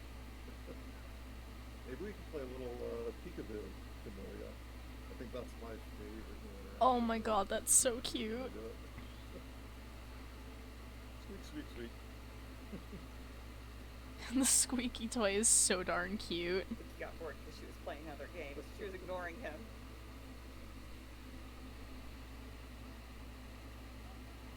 Oh, she Well, didn't she is like really that. tired. It is time for her to have a nap. Okay, well maybe we get her. Oh. Let's go ahead and take her on upstairs to her crib. Put her to bed here. Now this crib looks a little bit different than the ones that we saw earlier when we were looking at all the cribs. You've added in maybe this one out, Morgan. Yep. It has been upgraded to have a little, oh no, I always want to call them carousels. They're not carousels. Yeah, Wheels. Yeah. Little mobile that, and there's two options. There's, I think, a space one and then this bird one, which is my favorite. So, Oh. or she might be wanting to. It's a little sad that there's only the two options for the, We waited a little too long to put her to bed and now she's grumpy. Oh. It's a little sad there's only two options for the mobile. I would have liked more mobile options. We're using the one with the carousel. We have the one downstairs that's portable, but you have to soothe them to sleep sometimes to help them go to sleep, especially if they're like a wiggly infant or something. Yep. So you soothe them, you kiss them, get them to go to sleep a little better. But if you have this, you can actually just play a lullaby, and that's going to help them. Oh my god, I saw those options and those go to were sleep a so little bit good. easier. I can't believe Fred Jacques on there. Oh, that's so So good. soothing. Yep. I- Fall right asleep. The lullabies. They touch my heart. I'm so excited. Yeah. I think we have a little.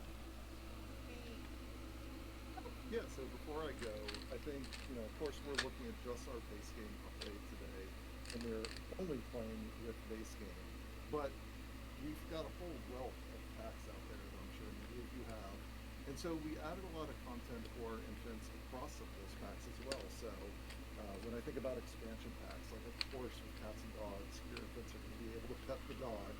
That's always the most important question to the internet, right? Or if you have a game pack, like say Parenthood, that's something that should really naturally integrate with an experience with infants, and it absolutely will. So as you're developing your parenting skill, you're going to find new ways to provide better care for your infants. And even with some of our sub packs, like knitting, for example, there's a bunch of onesies that you can knit for your infants. So definitely, try it out with some of the different packs out there and see what you can discover. I think they're a really nice part of the overall Sims 4 experience. Well, thanks for joining today. Yeah, for sure. I'm really happy to give this detailed Oh, look this at is so things. exciting. Of course, this is coming to all players, all platforms on March 14th, so excited for you to get your hands on it. And we're going to take a really short break. Don't go anywhere, because as fun as this was, you're about to see all of the great content coming with The Sims 4 Growing Together, our newest expansion pack. I myself am going to say goodbye for today. Morgan's going to stay here with you, but I'm going to tag in Grimsu Rudoy, our lead designer of Growing Together, to show off all the great content that's coming. So don't go anywhere. We'll be back in just a minute. Enjoy the trailer. Alright, so while that trailer is playing, I'm actually gonna quickly take the moment to see if I can't get Sims to close real fast, so that way it's not freaking my computer out. Save and exit. You can hear that trailer real loud now, I'm sorry about the volume. God, but yeah, no, I'm so excited. Obviously, I'm trying to close The Sims, because I love The Sims. Also, by the way, I do recognize this song in the trailer. Like, I recognize it, and that whips me so hard. It always whips me whenever I can recognize a real song, but in Simlish, I'm like, oh, hold on. Gosh. But yeah, no, hopefully Sims will close fast, so that way we can continue watching the stream, because honestly, we did a lot in the save file today. At least in my opinion, we did a lot, and I, for one, would very, very much like to focus on the stream, and considering how long this stream is probably gonna be, we can, continue to live react to it together, no problem, and, yeah. we'll probably end the stream once the live reaction and discussion of the whole thing is over. I'm just really excited, because, oh my god, all those interactions with the infants is killing me. All that was base game, too. That whole section was just about the base game. I cannot tell you how excited I am for, like, the science babies, because I think you heard me literally start crying when I saw that come up, because, like I said, that's how we're planning to have kids. Like, that is literally how we're planning to have kids, is like, you know, science stuff. Because obviously both of us are, you know, dudes with female bodies, and there's all that to it. Oh my god, I heard the trailer go off, please. Oh, shit! I'm very excited to be here. Oh my god, no! I don't know. It's not. Clear. This is not normally what I dress like to come into work. I'm sorry. Hopefully you're not bothered by us not being able to see it. I'm so freaked by not being able to see it right now. But it's a special occasion, so we thought we'd get dressed up a little bit. We'll be able to see it in a minute. I'm so sorry. And we're here to talk about The Sims 4 growing together. Oh my god, Sims, close faster! Oh yes, hello. Sim Guru Morgan, still with us. And if you hear Morgan saying Scott, that's also me. My name is Scott. Oh, yeah. Online, if you follow me on Twitter, I go by Grimsurudoy, for reasons that we're not going to get into here.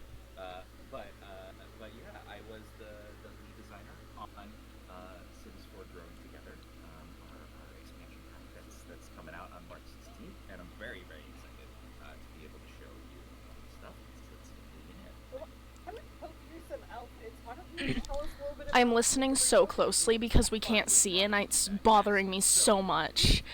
The Sims 4 Growing Together.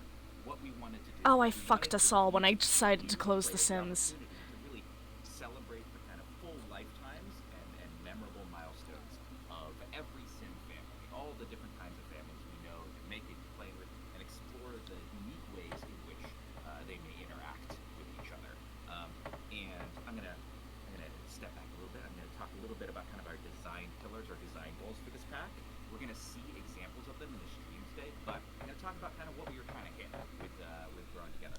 And the first one, we started off with the core of kind of making sure that family. I'm so mad that The Sims isn't closing fast enough right now. It is under my skin. Different than when you are interacting with a random Sim walking down the sidewalk. So whether that is your close family, whether that is extended family, whether you have family kind of across multiple households, right, living in different lots, all those different makeups in a family, that it feels special and meaningful to be interacting between family members. And then kind of going out beyond that, the next thing we looked at was really deepening and making more meaningful all of our relationships across the game. Obviously, our family relationships had to feel different, had to feel special, but when we were looking at that, and we're going to talk about some of these features that I'm really excited about for Growing Together to do this, we wanted to make all of our relationships deeper and make them more meaningful, so that when you have two Sims talking to each other, conversing, having these social interactions, that they really do feel like they are two individual Sims with unique kind of social preferences and compatibility, and making it so that it doesn't feel like any two Sims conversing at any time are like any other. Oh my god, why won't it close? That is making me so mad. And then once we did that, the thing that I really enjoyed is kind of like the icing on the cake for Growing Together is we really wanted to provide a sense of the drama of life that we were excited about. When we Oh my god, there it goes. lifetimes of our Sims and how to make them interesting throughout. And here we kind of did it in two ways. We made features where players are able to really start off their Sims in a dramatic fashion, give them kind of like interesting ways to relate to Okay, we can see but now. also be able to trigger potentially moments in their story that are more dramatic. But we also had the game be a little more reactive. We have some features in Growing Together that I think are really fun, that really I think of as sort of like story prompts for your Sims, that give them an opportunity to maybe take a little detour on the story that you had in mind for them, and gives you as the player still control to kind of say yes or no to that story prompt, but might take you in a direction that kind of throws a little bit of extra drama in their life, that I think is really fun and makes it so that their lifetimes feel full and meaningful. So yeah, I mean, thank you for indulging me. That was a little bit kind of like designy. We didn't get to see any of that yet, but we're gonna see examples of all of that, I think. And that was really what we wanted to do. Not right now, yeah. Go away. But we can look at some of their outfits now first, and then I'll be really excited once we get into Livna to kind of tie back to a lot of those things I was just talking about. There's a lot to cover today, like a lot, as you can tell. That's The clothes are so good. my body as I can with this. It's gonna get really hot. I'm gonna say it right now. I'm already sweating a little bit and regretting my choices, but we got a couple hours to go. It's fine. It's fine. I'll be fine. Regretting. Well, would you like to talk to us? Like we've been looking at some outfit things here. Would you like to tell us about the clothing here, and maybe point out some of your favorite pieces we can look at? Yeah. Hello everybody. As you can see here, we are trying to include clothing and accessories for all ages. Elders, adults, children, toddlers, and of course most for infants. So for the clothing style we have for this pack. Oh my god, the granny clothes! And we find vintage style. The modern design with vintage aesthetic for early spring and summer clothing. Oh my god, the headscarf too? Is that like the hair, or is it like a headpiece? Top, there's a mohair cardigan with a corset underneath. Yeah, this one is one of my favorites. We include the plaid and strap pattern options with some vintage color and pastel color. It's very spring vibe. That which you can match with some other sets with other family members' clothing. Like if you go, this toddler, if you choose full body. Oh, that's adorable. This one you can match it together. Then we include some pattern options that family members' clothing they can coordinate and together. Oh, the coordination is adorable. Yeah. Oh, that's so cute. It's really cute. I love the idea of just kind of having matching family outfit. Yeah. Do you have any favorite outfits? Do I have any favorite outfits? I don't know if you can tell. I'm a fan of costumes, so I like the full body costumes. There's one is it for the infants that I'm thinking of? That is it's like the duck. Oh, the duck! That's one of my favorites. I remember the duck from the teasers. It's so cute. Little animals. I did that as a parent. I'm sure all parents do. I think you legally have to take a picture of your infant when it is at the age where you can put them in a bunch of these outfits and then share them with family. Oh yeah. The other one that I also really enjoy is I think you'll have it on our elder right now, which is that headscarf. Oh yeah, this one's great. Which is super cute and like really versatile. Oh my god, it is a hat and it's not just a hairpiece. Oh, that makes me so happy. If your hair color is different, it also updates your hair color. Nice. So that's Oh, that's so good. I think. Oh, that makes me so happy. Molly, didn't you have some favorite pieces? Happy in my soul. Yes, I did. So the Oh, it's not tied to the hair. Bead necklaces and the bead bracelet. All the swatches are so cute, and like the different beads that it puts on them for that one, like I love it, and I love the bracelet. Like they just remind me of being a kid and making little chunky bead bracelets for everybody in my house and like making them wear them. Oh, that's adorable. Steph, did you have any favorites? And I think you were going to talk to us today about some of the hairs. Yeah, for hair, for the Sims 4 going together, we collaborated with Lacey Redway, a professional hairstylist, bringing her expertise to the Sims 4. We added a bunch of new braid styles that we hope are going to be improving our catalog. We really hope that the players are going to enjoy.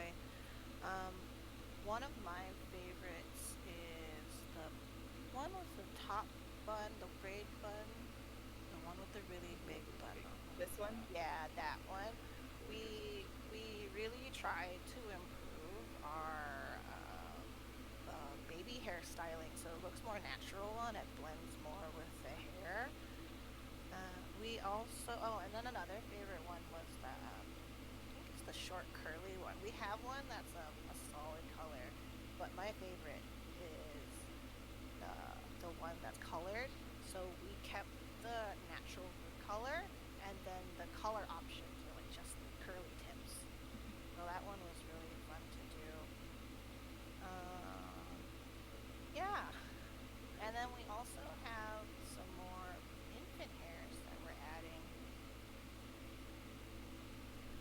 Oh, this is so darn we cute. have some options for like different like textures. We have the curly, wavy, but then my favorite one is that the I call it the pineapple hair bun.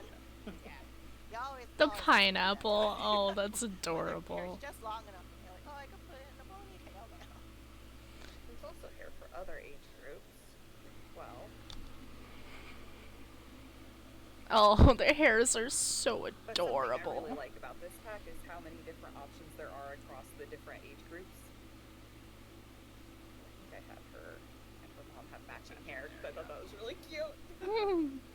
Yeah, I really like that kind of like from a creative sim perspective and kind of making sure that, you know, from the design side we're looking. Honestly, so far, the gameplay stuff has been going really well, and I'm so excited, because if it's all going, like, good, if we don't see any, like, major bugs, I'm gonna be thrilled to bits. Introduce this family. This is the Lumberjackson family.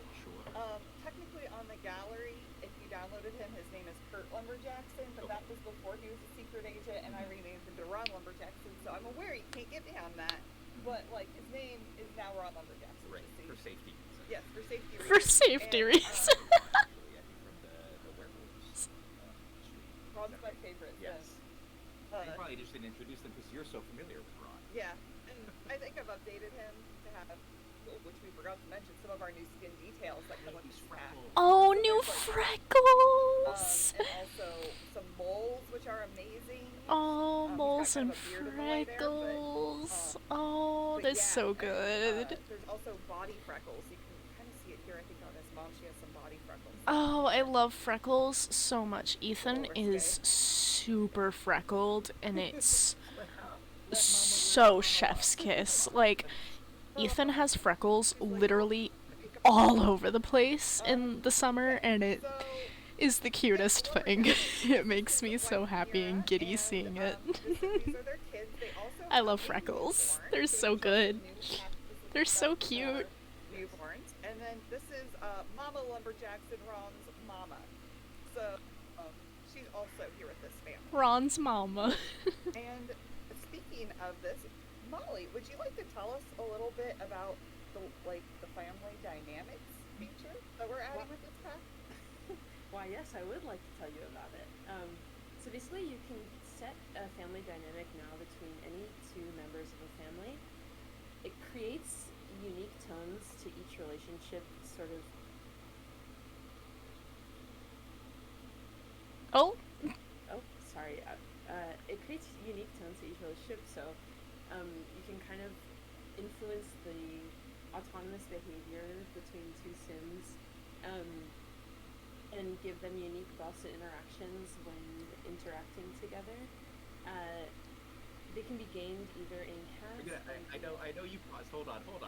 I know you paused earlier because you were hearing an echo. I'm not sure. We can't tell if it's going out across the stream. I hear an echo.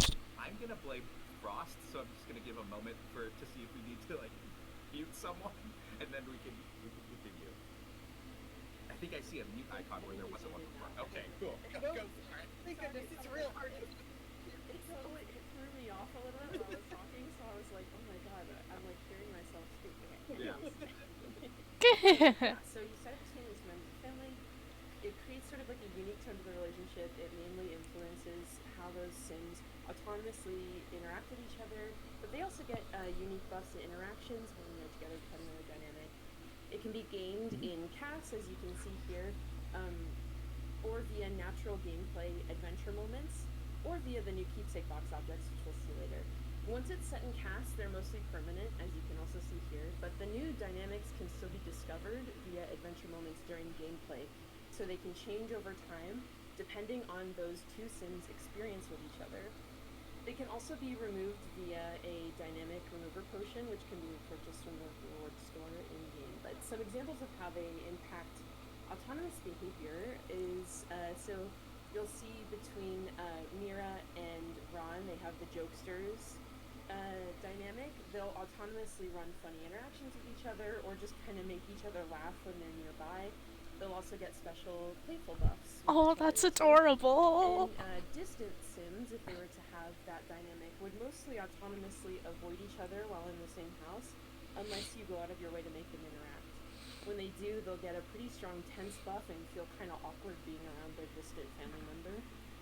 One cool thing to note too is when the dynamic will also be present when a family member lives in another household. So let's say you have a mother and a daughter with a close dynamic. Once the daughter moves out, the mother might call more often, but if they have the distant dynamic, they really hardly ever reach out to one another. Oh, I love that. Storytelling in this feature. And being able to see that kind of like once that, like naturally, right, as kind of you grow up, you might be changing your households might be kind of splitting, or you might be taking a younger Sim and moving them out, and that kind of staying meaningful as a dynamic is really cool. I just wanted to clarify, the reason we don't see in right now you being able to set these is for the sake of this stream and setting up kind of like our household. They were set up earlier in Create a Sim. If we are coming in Create a Sim fresh, we would see the drop downs for family dynamic being accessible here.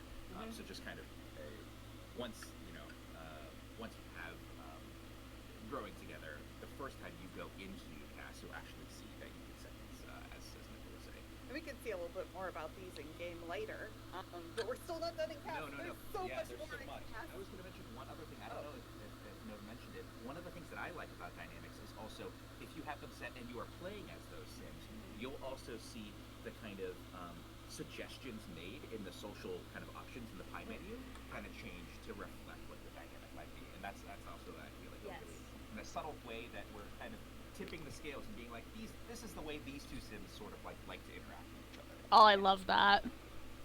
That is so exciting. Okay, so we know about the preferences, the likes and dislikes category here. Oh man. And music genre is one we've had before. You might have heard some soul music playing while you were waiting, and we've added soul music. Great tracks. So that's awesome. But we also have two new categories here with this pack: Sims characteristics and conversation topics. Do you want to take us through these? Ooh, I love that. Thank you. You're not so easily rid of me. I'm still here. So yeah, these are the two main pillars of social compatibility, which is a feature coming with Growing Together. Oh, this is so good. As you can see here, each category represents a grouping of Sims based on a certain archetype. The way it works is when your Sim likes one of these categories, they'll gain compatibility score with other Sims that fall into that category. When they dislike it, I fucking love that this is trait based. The compatibility will be oh, that's so good. Preference, dislikes, and dislikes, which we'll see a little bit later in game. The compatibility is platonic in nature, so it can be between family members, and it's also available for child Sims and up. Those select few categories are only available for teens and older, like related to romance, things like that. You might be asking how are Sims determined to be in each of these categories, like what makes a cerebral Sim or an egotistical Sim. There's three main things. One is traits, including those you set in CAS, and some aspiration reward traits. Likes and dislikes from the activities category, like piano or knitting, things like that. And the third is lifestyles from Snowy Escape. And when your Sim likes or dislikes that category, every Sim they meet is checked for those three main elements to see if they fall into that category. Oh, that is awesome. Been able to tell from how I was explaining it, but there's tons of cross-pack compatibility here. You'll see the tooltips for each section describes the base game traits that tie into them, but almost every category has traits from across a ton of different packs that tie into them. Pretty much every trait we've released so far is represented in at least one of these categories. So an example we can show is homebody sims, which are sims that kind of like to stay home and pursue more like calm and laid back endeavors. The base game ones that it mentions, like bookworm, clumsy, etc., are there, but it also includes socially awkward from high school years and laid back, which is an aspiration trait from Island Living. It includes some cross-pack activity preferences like baking from Get to Work or knitting from Nifty Knitting, and also includes the sedentary lifestyle from Snowy Escape. So if you're looking to add some challenge to your game when it comes to sim relationships, I'd highly recommend not just liking or disliking a few, but not being afraid to dislike a decent selection. Boldly declare your sim's preferences and ensure that your sim has varied compatibility scores with a diverse number of sims. Like Kara here will definitely find a decent number of sims that she does not get along with. So it'll create a little more challenge. And I will add that this is much easier to do because we've upped the like and dislike count to 50, and that's coming today's game as well. So you'll be able to choose up to 50 likes and dislikes across all categories. Yeah, nice. I like this too because in general, before, if you ever like argued with the sim, they would be like, "Oh, I don't like that," but maybe they do now. Maybe they do like being mean now. Oh, that's great. Looking at deepening our relationships, right, with growing together, really got to, when you think about the way you interact with even your friends, and the way that you might like see somebody and be like, right, I feel like I'm gonna have a good connection with this person or a bad connection with this person, and taking it outside of the sort of the romantic realm, as Nova said, these are at their base platonic. There is this this kind of nice personality that we already have for all of our sims, and being able to use that as a tool to kind of help determine these sim characteristics and likes and dislikes. I think the team did an incredible job in terms of trying to figure out what these characteristics could be, and doing that, as you heard from Nova, like deeping onto all of the ways that you already can set personality in your sims. And yeah, we're gonna... and I was gonna say, we'll get a chance to see how that looks in game a little later too. That's exactly what I was gonna say. So let's look really quick here at conversation topics as well. Yeah, so this is the second big pillar of social compatibility. Conversation topics are tied to the pie menu reorganization, which we'll see later, but essentially, each of these likes and dislikes represent whether or not your sim would prefer other sims to use those types of interactions on them as the recipient. For example, Kara dislikes affection. That means that if a sim tried to go and perform an affection interaction on her, 99% of the time she's going to decline it because she doesn't like affection. She does like complaints, however, though. So if a sim went up to her with a friendly complaint, like complaining about the rain, if you have seasons, then she would love that because she is all about the complaining. She's all down for a good fetching session if you're having issues in your life. And so kind of what this does is it creates a much more complex social landscape throughout the game. So if you have sims that have a really diverse set of likes and dislikes across these categories, you really have to learn what each sim likes and dislikes when it comes to socializing. And because they won't accept interactions that are in categories they dislike, it's going to be really hard to get away with going up to Ron and presenting arguments. For example, he will especially dislike argument interactions, but if you go up to him and try to gossip, he's always wants the tea, so he will love that, and it'll be a lot easier to gain a relationship with him. And similar to sim characteristics, I would definitely recommend choosing a diverse variety of these, and it'll really present a nice challenge when it comes to making new friends. Definitely. So we'll look more at that in game as well. Oh wait, we're not done in cast. Are we not? My. What more could we look at in here? What more could there be, Morgan? Well, with the aspirations, we actually added for the first time since base game, 4 new aspirations for children. These were the 4 that came with base game. Yes. And then now under multi-scale, we have 4 entirely new child aspirations. Incredible. This is the thing that I really like here is that if you've played kids a lot in The Sims 4, Oh, yeah. Space game. And being able to double the number of aspirations that you can choose, I think really gives that variety for how children can Oh, feel yeah. what their goals might be for that age stage. I And, also love the other thing that's multi really cool theme. about these is our base game aspirations were really about focusing on a particular child's skill. And these new ones have kind of mix of interactions and things to do with new features and objects in growing together, but also are trying to really. I love that the as you can see, they're multi-skill making one, multi-skill, yeah. to have the child be a little bit more diverse in terms of Yes, skills. I love that it's Which, good for, I like, think, doing opens two up at once, the like, sort of creative and mental together. I love that. That's amazing. Definitely. Okay, well, let's hop in game. This is a lot in cast. So, I think it was worth it. Yeah. There's just a lot to show there. And I think the other thing that we hopefully have set the stage well for is being able to San see how some Sequoia! of these choices that you might make and create a Oh my god, the scenario new town!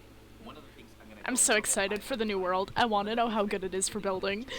was to empower players that really want to set out a story. Right? Ooh, it And looks so in here, pretty. you can really dig deep into those family dynamics, into those So pretty. personalities, into those characteristics, into the Some people would complain about the lack of lots. I think it is perfect. I do not care how many lots a world has. I will build in it still. I actually prefer smaller worlds because it's easier for me to load in and play in smaller worlds personally. Even with my computer being as strong as it is, you know. I like it. Is we have ways in gameplay to have those emerge and have your sims evolve, and I think that's something that's also really cool about this pack. I know you've been on this. You want to show off the world. I know people are excited about this world. Let's talk about that before we dive into this mode properly. I like what you had to say, Scott. Thanks. So this is San Sequoia. Yeah, it's sort of loosely inspired by San Francisco, which is where we're at. So my bare head fluff. I love that it was based on San Francisco. I think that's an awesome vibe for this new We world. have 3 neighborhoods here, the Anchor Point Ward, which we'll be visiting later, and learning more about. We actually already have a world based off of my own hometown. It was the world that came with Brindleton Bay, which I love. Or with pets. It was Brindleton Bay. It was based off of my home, which I love playing in it for that reason. You can see some of them here. We'll be visiting a few of them as well. We're not loading them. We're loading in the Lumberjackson family today. So. Ooh, the Lumberjacksons. Let's go. I'm excited. Each of the kind of neighborhoods in a little more depth, but you can see from the kind of world map as well. I like the obviously we have a personal attachment to kind of the inspiration of the San Francisco suburbs and neighborhoods. But one of the things that I really like about the Bay Area, about San Francisco, is that the kind of suburbs and neighborhoods of San Francisco each have their own little feel, and I think that's something that we reflected well in San Sequoia, which is that if you visit each of these kind of neighborhoods within this world, they have a slightly different feel, even though they're all part of the same area, right? I think that's clear from the wonderful work our environment team has done. But I really like that there's a slightly different vibe. Definitely, I agree with that. Rach, would you like to give us some background on Hope Hill? Yeah, that's the right one. This is Hopewell Hills. Yes. Hi. Hello. So, yeah, as you had mentioned, when we were kind of thinking about San Sequoia, we wanted to be inspired by the Bay Area. And what I love about the Bay Area is that we've got these different types of neighborhoods. And Hopewell Hills is basically sleepy suburbs, if that's the kind of dynamic you're looking for. So as you can see, it's really just lots of nicely spaced out. It's very pretty. And you're probably thinking, okay, San Sequoia, I see a lot of trees here. I'm not seeing any sequoias. What's that about? Well, there's some more there that you can get into. I'll mention that a little bit later too, but I wanted to just call attention over here to Old Stumpy, the remnants of our sequoias. And I think maybe Simguradoi has something he needed to account for here when we talk about the sequoias. Okay. I knew this was coming. Let's clear the air. Let's do this. You know what? Let's do this publicly, okay? Because I've had enough of the design team. So okay, maybe you remember. I don't know if you do. I was also lead designer on the Sims 4 Werewolves game pack. the Werewolves game pack came with a world, a beautiful world, named Moonwood Mill. And when we decided on the name of that Wood Mill, there were members of the design team that were like, Scott, there is no mill here. Why would we name this world Moonwood Mill? And I was like, I like the alliteration. I think it's, and there could have been a mill here. Why don't we construct a world that, like, we were talking about it being like an old logging town. There probably was a mill here. Why are you so obsessed with there being a mill right now in Moonwood Mill? Wait, I even wrote a loading string that said there used to be a mill in Moonwood Mill to make sure that everyone was clear on that. And then, lo and behold, with Growing Together, we were thinking of wonderful names for our wonderful world, and San Sequoia came up.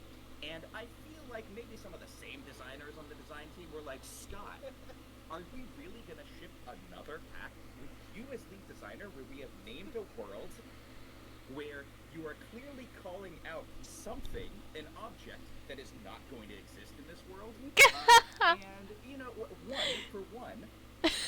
these worlds were designed by members of the design team. I was not the only one who helped decide what was going to go in these worlds. Rage did a wonderful job helping to design this world with the environment team. But also, there used to be sequoias in San Sequoia, and why not give these worlds a sense of history instead of insisting that they always need to have literally what is in the world name right now in the world?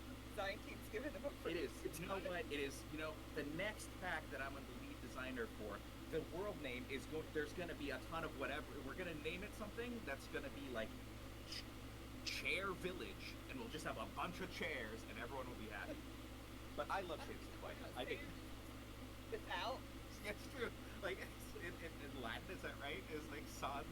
Anyway. Thank you so much. Don't think about it too much. Such a spirited defense of deforestation. I just two- really appreciate it.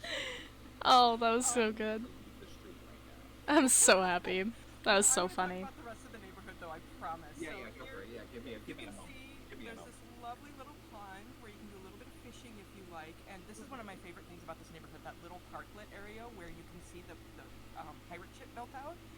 That's just so creative. I love it so much. And you can see there's a little statue there of Bayani Robles. He is, again, a little piece of lore you're going to learn about more there, but he's one of the original founding guys of this area. If you're into frogs, there may be some frogs here. That's what that icon is all about. And then I just wanted to zoom out and show the beautiful marina area, because I know there's something special for Morganville too that we should... I like that they made it so that you can walk out here. So you can actually walk out onto it. And like I took some family pictures out here, which I thought was pretty cool. Nice. And get a nice view of the bridge, boats. Yeah, it's really great. The last thing I wanted to call attention to in this area is that the Michelson family lives here, along with the Luna Sullivan family. But the Michelson family, of course, you will recognize them from our trailer. And I wanted to just mention, I saw a lot of players talking about names for this, and there was some definite thought going into those names, and you can learn more about it if you dig into that. But yeah, Michelsons are here, Luna Sullivan's here, and there is another little starter home that I know you're going to get into in a minute. But that is Hopewell Hills for you. Yep. There's also this empty lot. And this was actually... I love how full the neighborhood feels, even for the lack of lots. I love that a lot. Super fancy. You've improved it, Morgan. I've improved it. Oh, or, I mean, if little Simsy is here, Morgan has ruined it. I can't believe she would do this to your lot. To help show off some of the cool stuff in her. I like little Simsy. She can be a little bit much sometimes, but I like her overall. She's a nice lady, as far as I can tell. So I think it's really cool that she got to work on this. I think it's really nice, and she does a really good job building houses, so I'm sure it'll be amazing. Very cool, yeah. And also very impressive if you've ever tried to build a starter with the kind of limitations of budget and stuff like that. But being able to bring that family right in, very, very welcoming home. But we've definitely decorated it here to sort of be a little bit more lived in and show off all of our The picture frames are looking so good, and I'm excited about that. In this house. Look at that, the picture frames. Before we really hop into gameplay while it's still fresh in our minds, we've been talking about compatibility Yeah. while we were in build buy. So I'm thinking maybe we could show that off in game a little bit really Yeah, quick. if you pop here. open the rel panel, I think that's the easiest way to kind of get a first look at that. And I think you could sort by a lot of things here, including family. So we can look at our family here now. And so you can see that there's a new icon that wasn't there before. If this is, you have Ron selected, right? For Myra, Mama, and Kara, there's that little icon in the top corner that represents compatibility. We're going to have Nova kind of walk us through what some of this might mean, or other places where you might be able to see it. Yeah, so you can see each icon in the rel panel, or each person in the rel sim in the rel panel has an icon. In the top right, no icon indicates neutral compatibility, but puzzles fitting together mean that they either have good or amazing compatibility, whereas the puzzles floating apart and not clicking means they either have bad or awful compatibility. You can check the details by hovering or checking the sim profile. And like I mentioned before, each of these compatibilities is calculated based on the sim characteristic preferences both sims have chosen, but also checking the other sims' traits, likes and dislikes, and lifestyles versus those preferences. And when sims have great, good or amazing compatibility, they will be able to become friends much easier. They'll gain much more relationship when interacting with each other, and it'll just feel a little bit more natural for them to click. When they have bad or awful compatibility, you'll find it much more of a challenge to have them become friends. They'll gain relationship a lot slower. Maybe they'll be less willing to accept kind of the friendly sort of interactions that the other sim presents to them. It'll just be all around a little bit more of a challenge. And that's exciting for me as somebody who likes also, gameplay like that.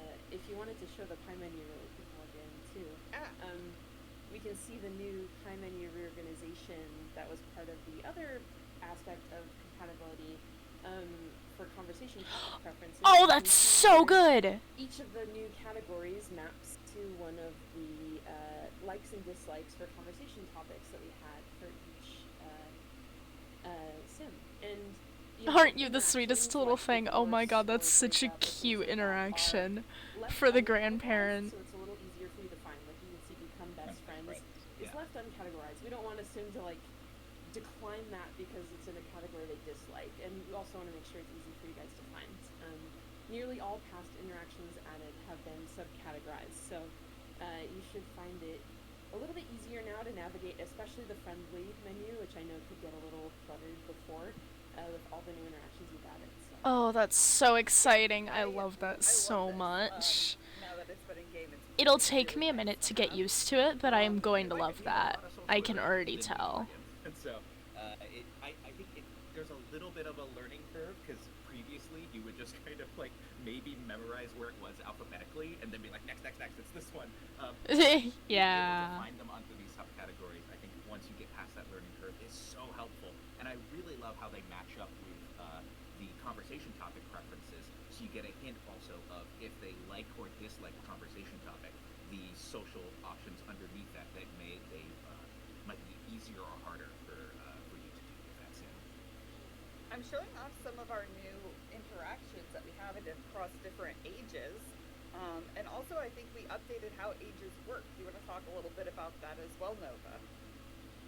The family kiss, I saw that in there. Oh my god, that's so exciting for me. Sorry.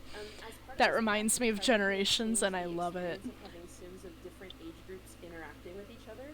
We've tackled this in a couple different ways.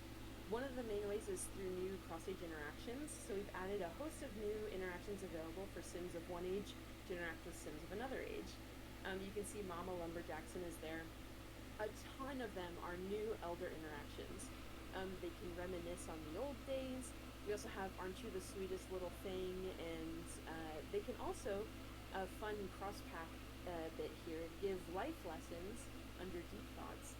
If you have Parenthood installed, performing this interaction will raise corresponding character values based on the life lesson given. So like responsibility, manners, etc.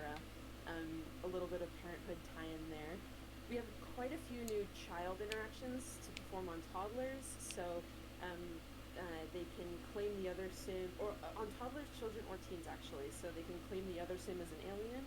Oh, and we see a pop-up too for family dynamics. This is how it looks when your sims have been interacting in a certain way, and the family dynamic could potentially change. So it's funny that popped up. Yeah, we'll see if we see more of these pop-ups. One of the things that, like, again, this is really cool. What we wanted to do was we wanted to, as I talked about in Create a Sim, make it so that you could set up everything you wanted to, right, in Create a Sim, but also at the same time that the game would respond to how you're playing it. That if you don't have dynamics set, or even if you do, that they could, there's a chance of them changing depending on how you are playing with these sims to kind of evolve your sims into the relationship that the game kind of sees in terms of your playstyle and your play patterns. Yeah, and it feels really natural too as you have the sims interact with each other.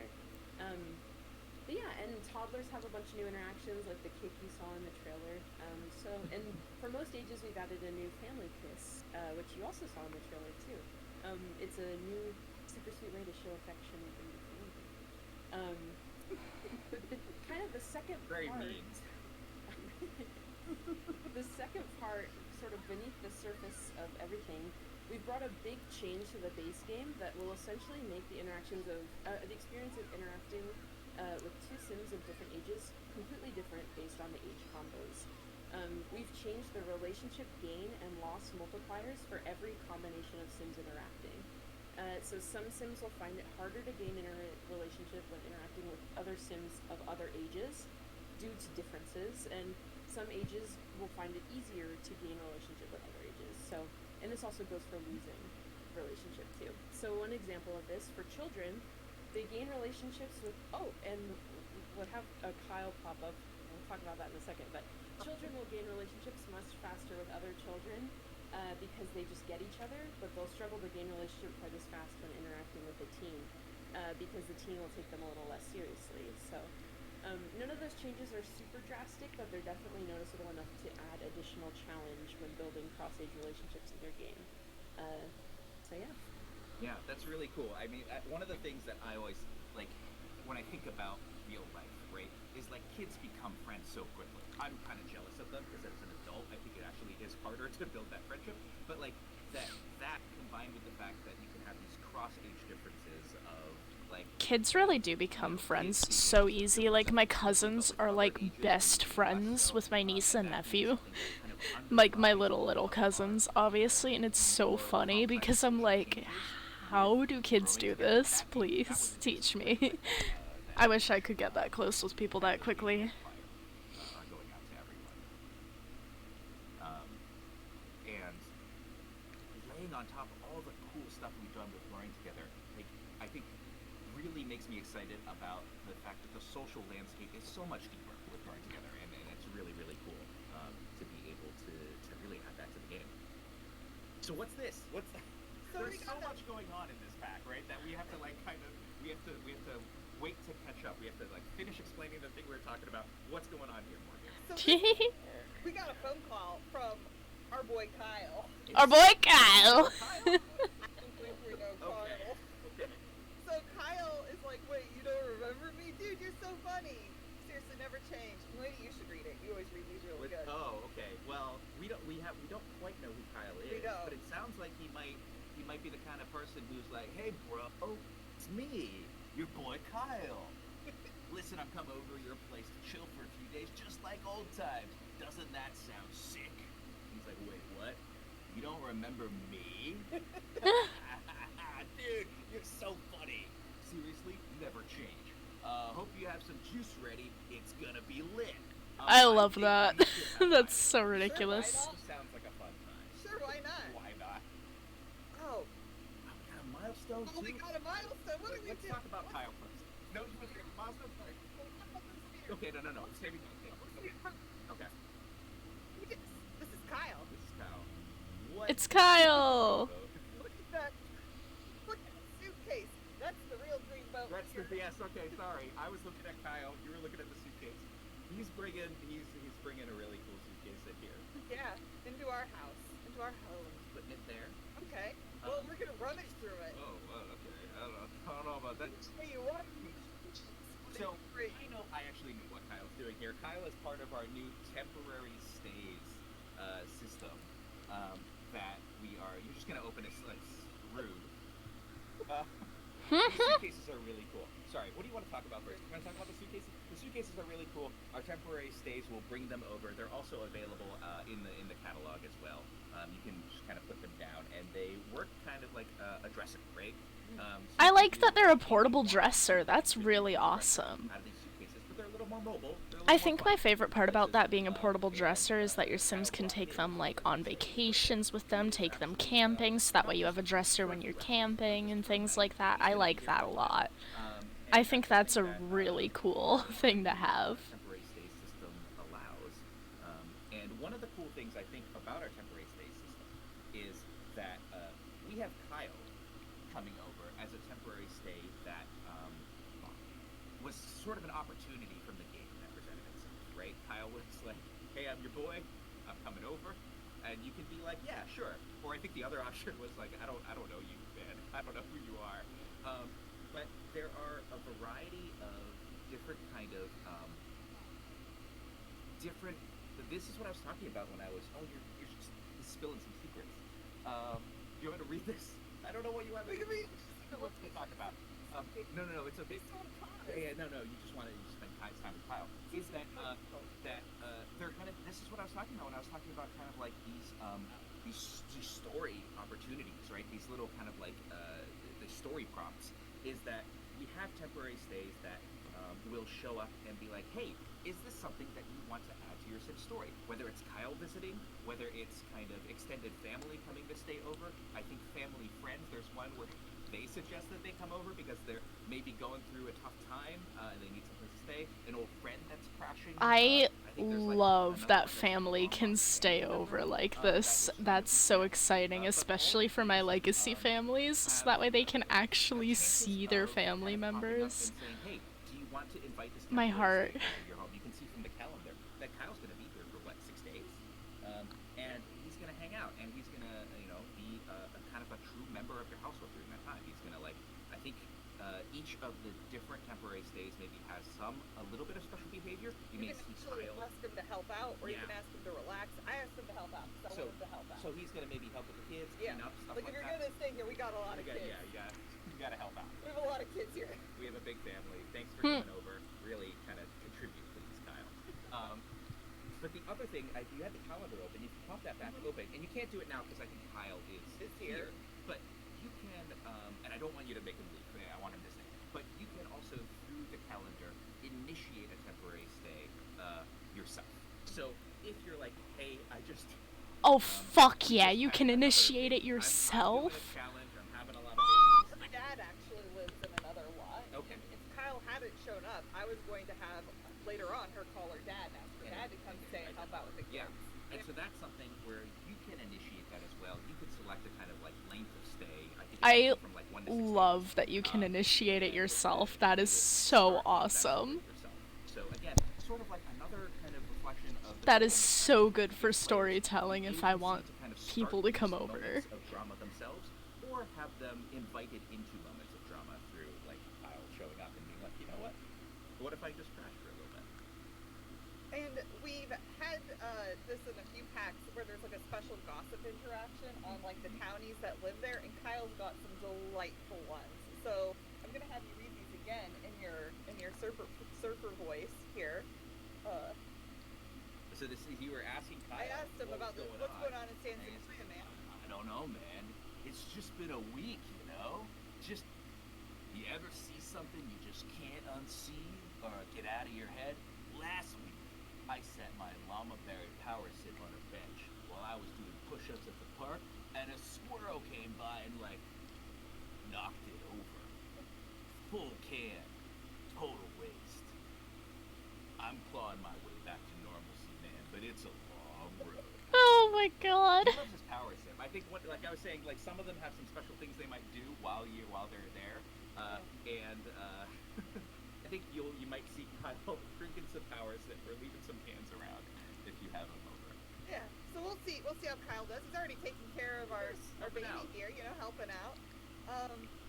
Let's see, something I I was going to show off before Kyle showed up was, The by changing the way, table I'll is let you so know, cute. Our toddler has been sitting here this whole time Oh, in the high chair. in the high chair, Just like chilling, not needing to be taken out. not needing to be taken out. I'm really happy that we are able to kind of get that quality of life improvement for the high chair. I'm so happy that the toddler isn't putting up a fuss, Some of those because that is annoyances so might be happening good. right now I'm thinking maybe, let's look at the newborn stuff first. Okay. Okay. Right, because we do have a newborn in this household as well. Yeah. Yeah, we showed off some of the newborn stuff that is coming to base game. One of the cool things you might notice, looking at our newborn and what they're wearing right now, is that you also have the ability to change their outfit. Yes! Really, really cool. My favorite is, Finally, I can change their outfits without having to knit them. Oh, that's so good. crab outfit to me. I don't see the fish, but I like the name, yes. Yeah, so sophisticated. It does sound better than so crab-educated. Crab-educated, yeah, that doesn't make But that's much really sense. cute. You have a Oh, bunch of new it's outfits. so good. I love that so much. Holy and you sh! saw there is the kiss interaction. So And I think that's available from a variety of ages. As kind of Nova talked about, we wanted to, when we're looking at family interactions, one of the things we really wanted to do is make it so that a bunch of our ages, especially our younger ages, could interact where they could, right? Sometimes they're physically just like too small to do something, but where we could, we wanted to add the ability to kind of like show affection to your family members. yeah. So And then one of the things, this will be a pattern that you'll see as we build up the ages as well, but we added a few different, I think I accidentally had this off on accident, but I'd love to see some autonomy here, so I'm going to turn it on. Some of the, some temperaments to our newborns, so that every newborn will not be exactly the same. Yeah. Some will be a little bit maybe needier, some will be a little bit easier to care for, and that's something that, again, you'll see a pattern. That was a goal, right? I'm excited about that. Some of those younger Sims with a sense of personality and an additional sort of individuality as you have different kids to really see them shine as their own kind of being. Speaking of personality and individuality, we just discovered something on our infant, and I think we're about ready to discover something also on our toddler here Whoa, at the same time. Yes. So let's talk about You want to talk about quirks? current infant quirks. Yes, Yeah. let's talk about quirks. So quirks are a new kind of like, as the name might suggest, little quirks of personality that you might discover on our younger Sims. You can see that. So right now, this is Delaney, right? Delaney has the personality trait Charmer. That was set in Create a Sim. You also see this aggressive trait under the trait manual, which is a toddler quirk that we discovered. Every toddler and every infant will have 3 different quirks that you can discover. And from each of the age stages, those 3 quirks come from a set of 18, I believe. So That 18 is for toddlers, so 18 awesome. for infants as well. That is You so can kind of tell exciting. from those numbers, there's a wide variety of course possible. That's a lot of. I guess she's an astronaut. I was like, that's a lot of money to a bunch of different kind of combinations and permutations of the possible quirks that they could have. Right, taking 3 from that 18. And what I really love about it is it gives them. So you can see Leo here. We discovered 2 of the 3 now. Sunny was the trait that we picked. But we also discovered that Leo frequently sneezes, super cute, and loves being held. So right now he's really happy because he's being held. Yeah, but it also might mean that if you put him down, he might get a little more upset. Well, let's put him down. Let's see what happens. But he doesn't always go. yeah, but the thing that I really love about it is that you can have. How dare you put me down? You can have infants and toddlers that you have given the same personality trait to in Cass or an age up. But you'll discover that they have these little quirks that really make them feel unique. And like I said, some of them are kind of little cute quirks, right? Like frequently sneezes. It means you're just going to notice that they sneeze a little bit more.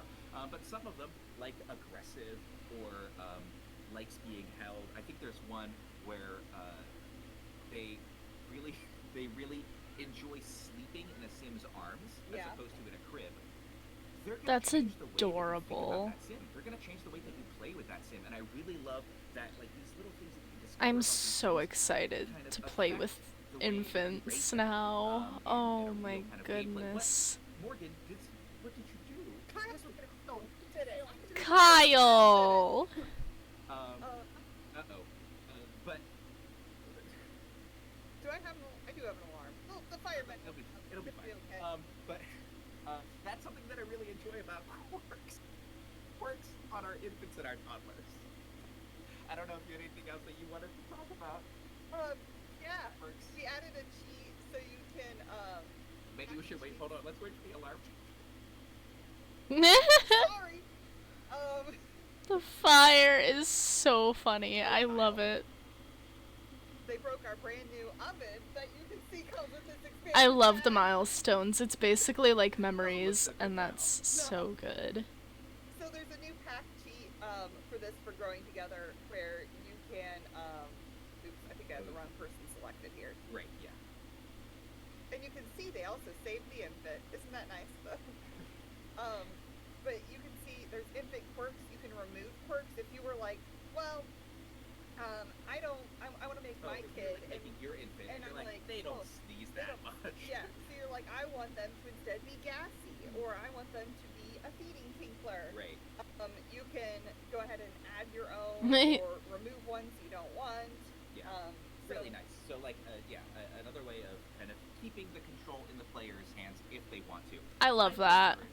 That you let them be who they are. You discover them. I think that's really I fun. think it's fun. But I understand. that Discovering them is so It's like fun my new sounding. favorite thing whenever I get a Did toddler Twitch and on my I'm phone like, just "Who are crash? they It going did to be?" crash on my phone. We're still here, right? So, Yes. so Sorry yeah, about that. suck when you were discovering them. The other thing that's really cool is you discover them The as Twitch they app play through. literally Right? crashed So, like, on my they're phone. My phone is discovered, totally frozen. that maybe I the need to way reset my works is phone. because Sorry about it's like that. watching the bear or something, right? Yeah. So when they do things that kind of exhibit that behavior, that's when you see it come out. I And think you that's can how- see too, there's you can see the icons now on the Right, interactions. just like that. Yeah. It's related to that Yeah. quirk. Like I think probably play in water. She loves She loves water. water. That is and so you're gonna see them cute. do that behavior more often. So yeah. Oh my god, the baby is just out Another there. thing, we just had a fire, right? We did. And before we also had a milestone pop up. I think when Pau came over, there was like a first visitor. Yeah, let's wake up Leo, and because I think we're gonna get another one. So while we talk about these, Wake up he time. doesn't like wake up Leo. time. It's gonna be a handful. Let's see. I'm gonna start having us so much wrong place. Friendly activities, tummy time together. Okay. So, yeah, she's gonna do some tummy Yeah. time with Leo, and let's talk about. What Oh, we saw tummy earlier, time. which That's was, so good. If it's down here, we had first visitor milestone unlocked Yes. for Leo. And then Think about what milestones might be. we also just had a fire, so that's going to be interesting because I think that is also Right. one. So let's Yes, for look at another. these. So, yeah. Okay. Yeah. Milestones. So you can see we're back in the Simology panel. We were just looking at our traits here before, but now we're looking. If you scroll down, this milestones panel, entirely new. Love milestones. That's This is a awesome. huge thing that we added. In That is growing so together. exciting. Milestones are really a way that we wanted to be able Oh, roll to over to kind back. of Look show at him. off the big events that happened in a Sim's life. You just got a new milestone. Roll over to back on Leo. That's because I was doing tummy You were doing tummy time and together. I You were set it kinda- up so that I knew that they would be getting that milestone It's soon. almost like we had a plan for stream before we had a fire and everything went off the rails. I wasn't playing. No, that wasn't. So I think what's really cool about this is sort of drinking this power sip. Is that milestones are really important for our infants. I think they're doing something really cool for our infants. And then I'm going to reserve talking about them for our older Sims in a little bit. But you can see that with our infants, they have their milestones sort of divided into fine motor, gross motor, I think social. There's some other milestones like firsts that are going to be things that, or life milestones that are going to be more broad. But the thing that is really cool about milestones for infants is it's this kind of brand new way of allowing your Sims when they're parenting an infant, your infants when they're growing up, and you as a player. Alright, there we go. I got Twitch back open on my phone so I can see you all now. Hi. In a sort of more specific way than just a skill bar, right? Like in ways that we've done before, where you've been gaining skills and your skill bar goes up and you go a different level. The milestones are sort of tracking, and if you've ever been a parent or been around a parent and talking with a parent of an infant, you'll know that milestones are really important in real life as well, in terms of like what did my infant just do, right? What is the next thing that's up for them? That is sort of tracking the way that they are growing up, that they are getting toward the skills and kind of like physical abilities that they need to build as an infant. If you select one of our infants, you'll also see that we have these kind of like these milestones in here that are not fully colored in, that have the like dotted outline to sort of indicate what might be next for the infant. And so milestones for our infants are really about being able to see how far my infant has come. And the really cool Oh, thing that's is that so some of these cool. milestones really open up what interactions and ways to explore the world. This is really awesome. You're going to unlock all of our milestones for our infant here. That's a lot. But like when we start off our infants in growing together, you'll see that they are starting off fairly young, right? Like right after being a newborn, they aren't able to move on their own. They don't have milestones like being able to roll over or sit up or anything like that. And so you need to take a lot of care of them. And then what you'll see is that as you gain milestones, you gain the ability to do some really cool stuff. So like we were talking about the high chair earlier. A brand new infant that doesn't have the sit-up milestone won't actually be able to explore food on the high chair. You can do it with Leo because he's able to sit up. But another infant that isn't able to, you're not able to yet. And like finger foods, you can't do it Oh, until you that's have right. the grab milestone. Yeah, so you have to have that milestone. So That's like, really infants, awesome. really I cool love to that. explore these milestones with the infant, and kind of as they unlock new milestones, really the world opens up for them in terms of being able to do things with more objects. See here, Leo can play with toys, but like let's say we take Leo off of this play mat and we go put down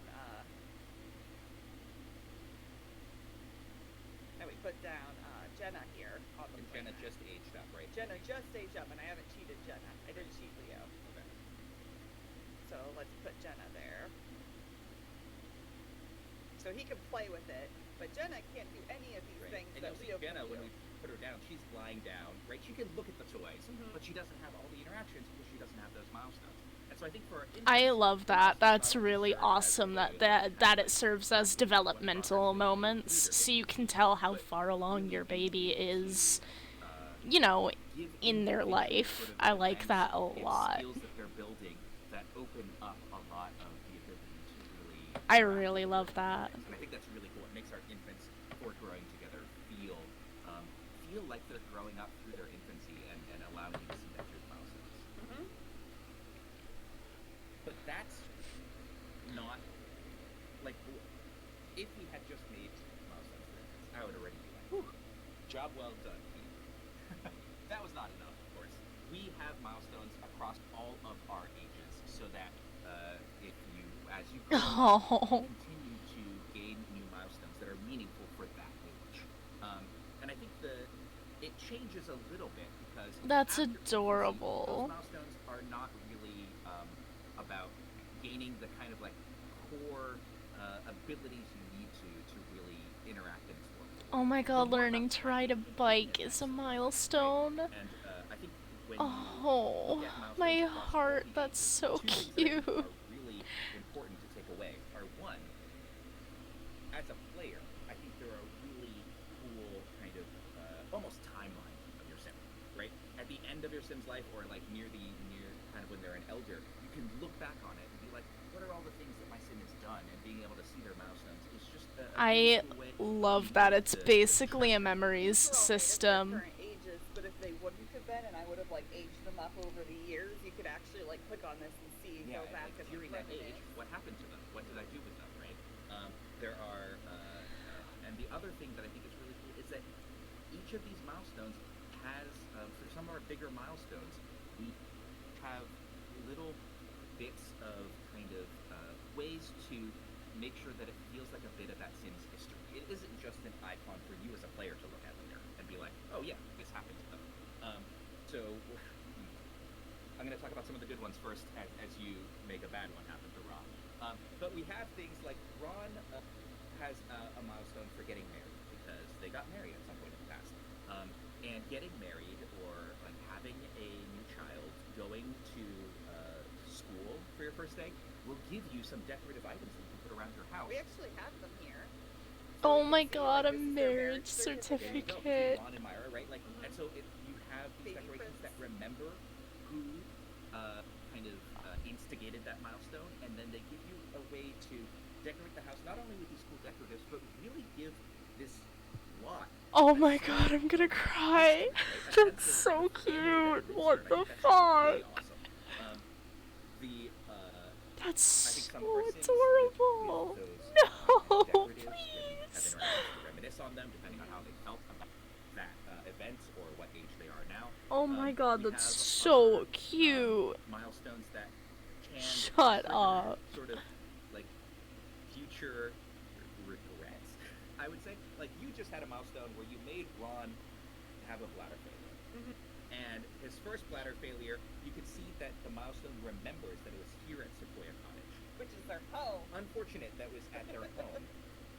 But what that might mean is in the future, if he is on this lot, which happens to be his home, which he will be, and he, is kind of like waking up from sleep, or there's some other moments where he can like be potentially autonomously thinking back on his milestones, he might remember that his first bladder failure was here, and he might get a debuff that's like, that was embarrassing, and I'm still here, and that's not great. So unfortunately, because it's not like on a venue or something where he can avoid it, he sort of has to live with it. I love that. He has to move. He has to uproot his family and be like, you know what? We're moving. I peed on the floor here. I can't take it. I love that. That's really so like the cute. first fire, I think if you, depending on where your first fire is, if you are cooking in that location for some time afterward, you might get a little extra stressed, right? And so, like, some of these milestones that, some of the more negative ones, I think especially, like, have these sort of, these lingering effects that can carry on through your Sims. That is so amazing. Other things to maybe talk about while we're talking about Ron's life here. Ron's kind of unfortunate life. He's also going through a midlife crisis. You really set up Ron to succeed here. I love the midlife crisis Yeah, so much. He's just pushing it down. Yeah, he's just down the crisis. He loves his family. But midlife crisis is a new thing that can happen to our adult Sims. There are 4 different midlife crises. I was going to say 4, but I have 3 sloth fingers, so it looks like I'm saying 3. 4 different types of midlife crisis that can happen for your Sim. These are things that as your Sim ages, like, and is growing up through being an adult, they can suddenly kind of feel like they're missing out on life.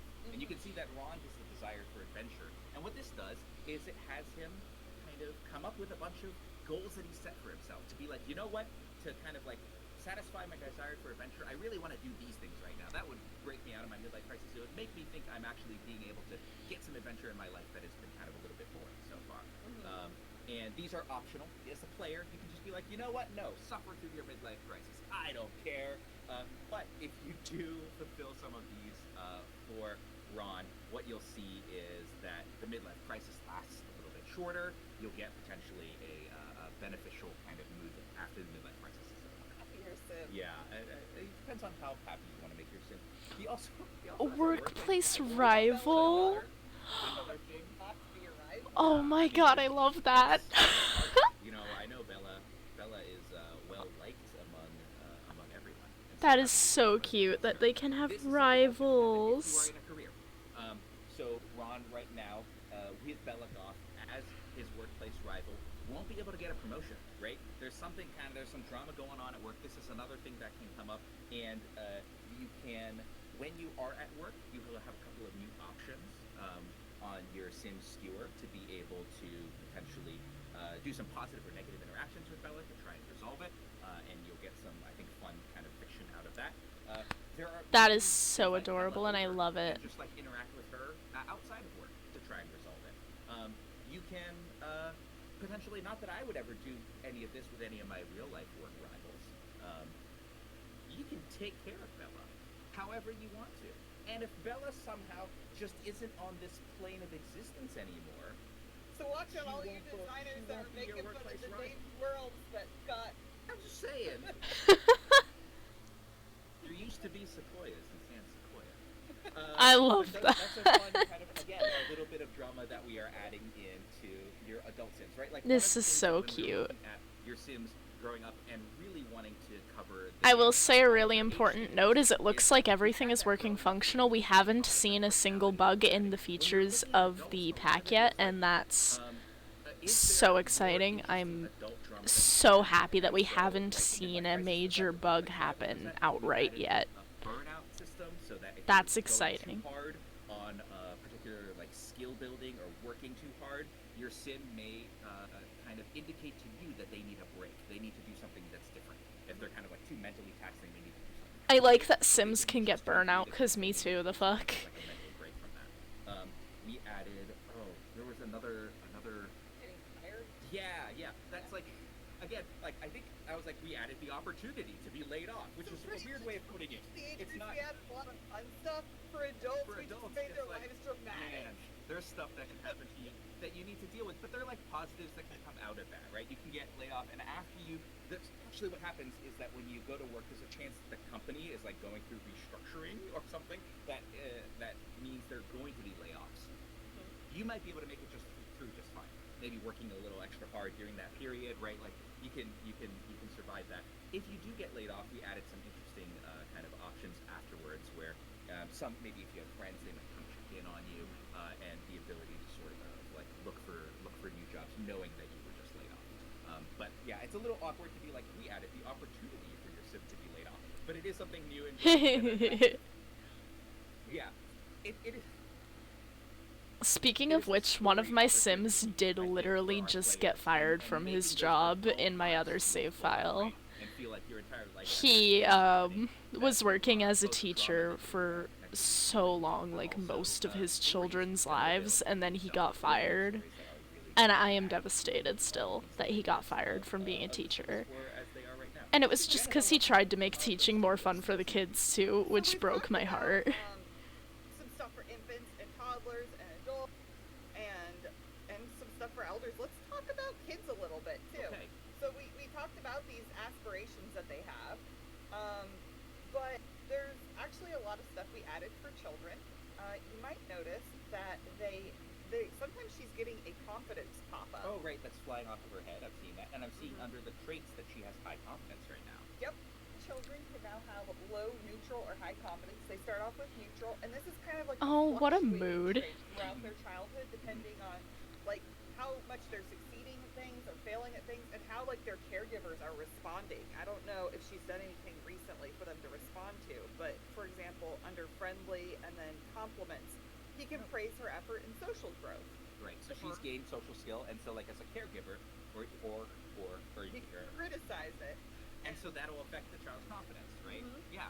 Yeah, but also like I love like she could go on the monkey bars out here, and if she falls off, that's going to affect her confidence. Right. So things that they're doing on their own, certainly the way the caregivers are interacting with them as well. And you can see she's confident right now because like she believes in herself because she is confident. It's just going to make it kind of better. That's so adorable. I love that.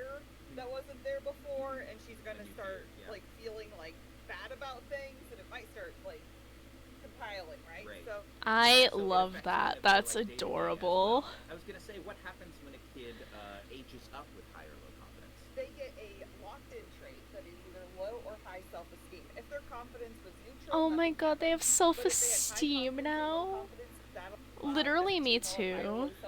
And then that just carries with them the rest of their life. I have low self-esteem, let me tell you. The fuck. Oh my god. They may get when they're doing different things, even when they're older.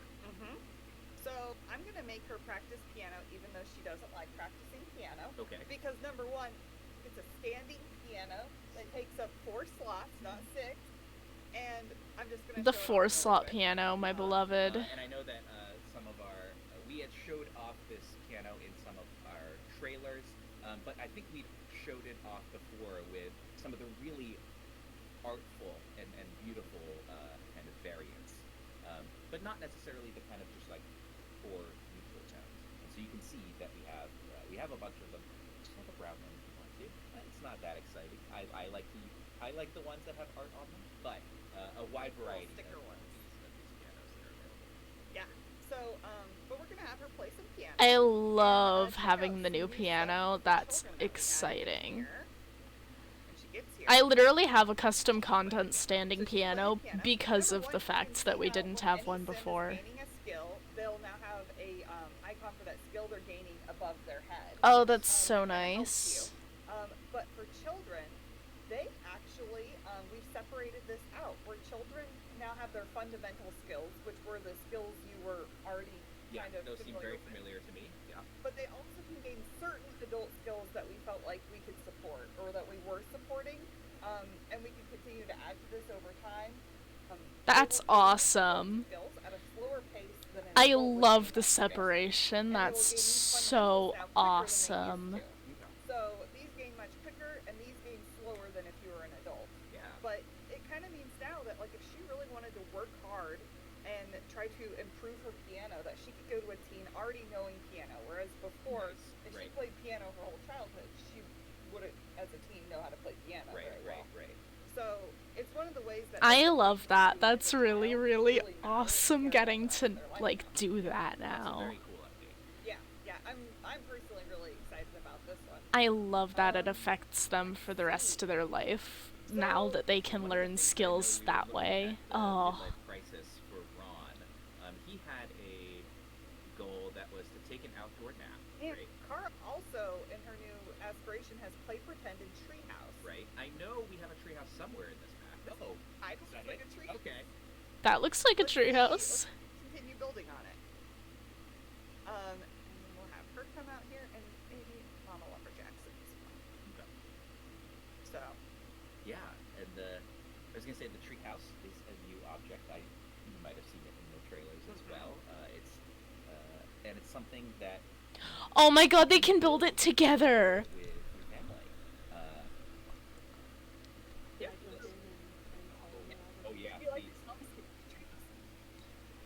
already started it, so it'll be done soon. The fact they can build it together is so fucking cool. I love that. Actually, I feel like I've been talking to you for like an hour. Yeah, so you can see that we have a partially built treehouse here. When it's purchased, it's fully unbuilt base that allows multiple sims to build together. So when a sim starts to build, they just have to be a teen or older, and then children can join in as well to help out with the process.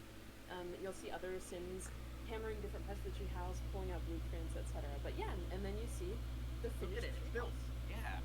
Once it's fully built, it becomes functional. Sims can go up and down via the ladder, they can play on the balcony, and sit on the bench, and interact with the enclosure.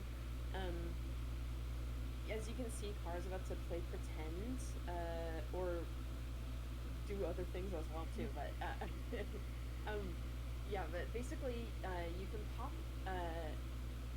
a decoration state onto the treehouse once it's fully built. Sorry, I was updating the stream title just so that way you guys didn't, different, so that way it was not misleading at this point, because it was Sims 4 Decades Challenge before I updated it. Hopefully it should be more clear now that we're watching the thing. Oh, wait, what? Oh, yes, alright.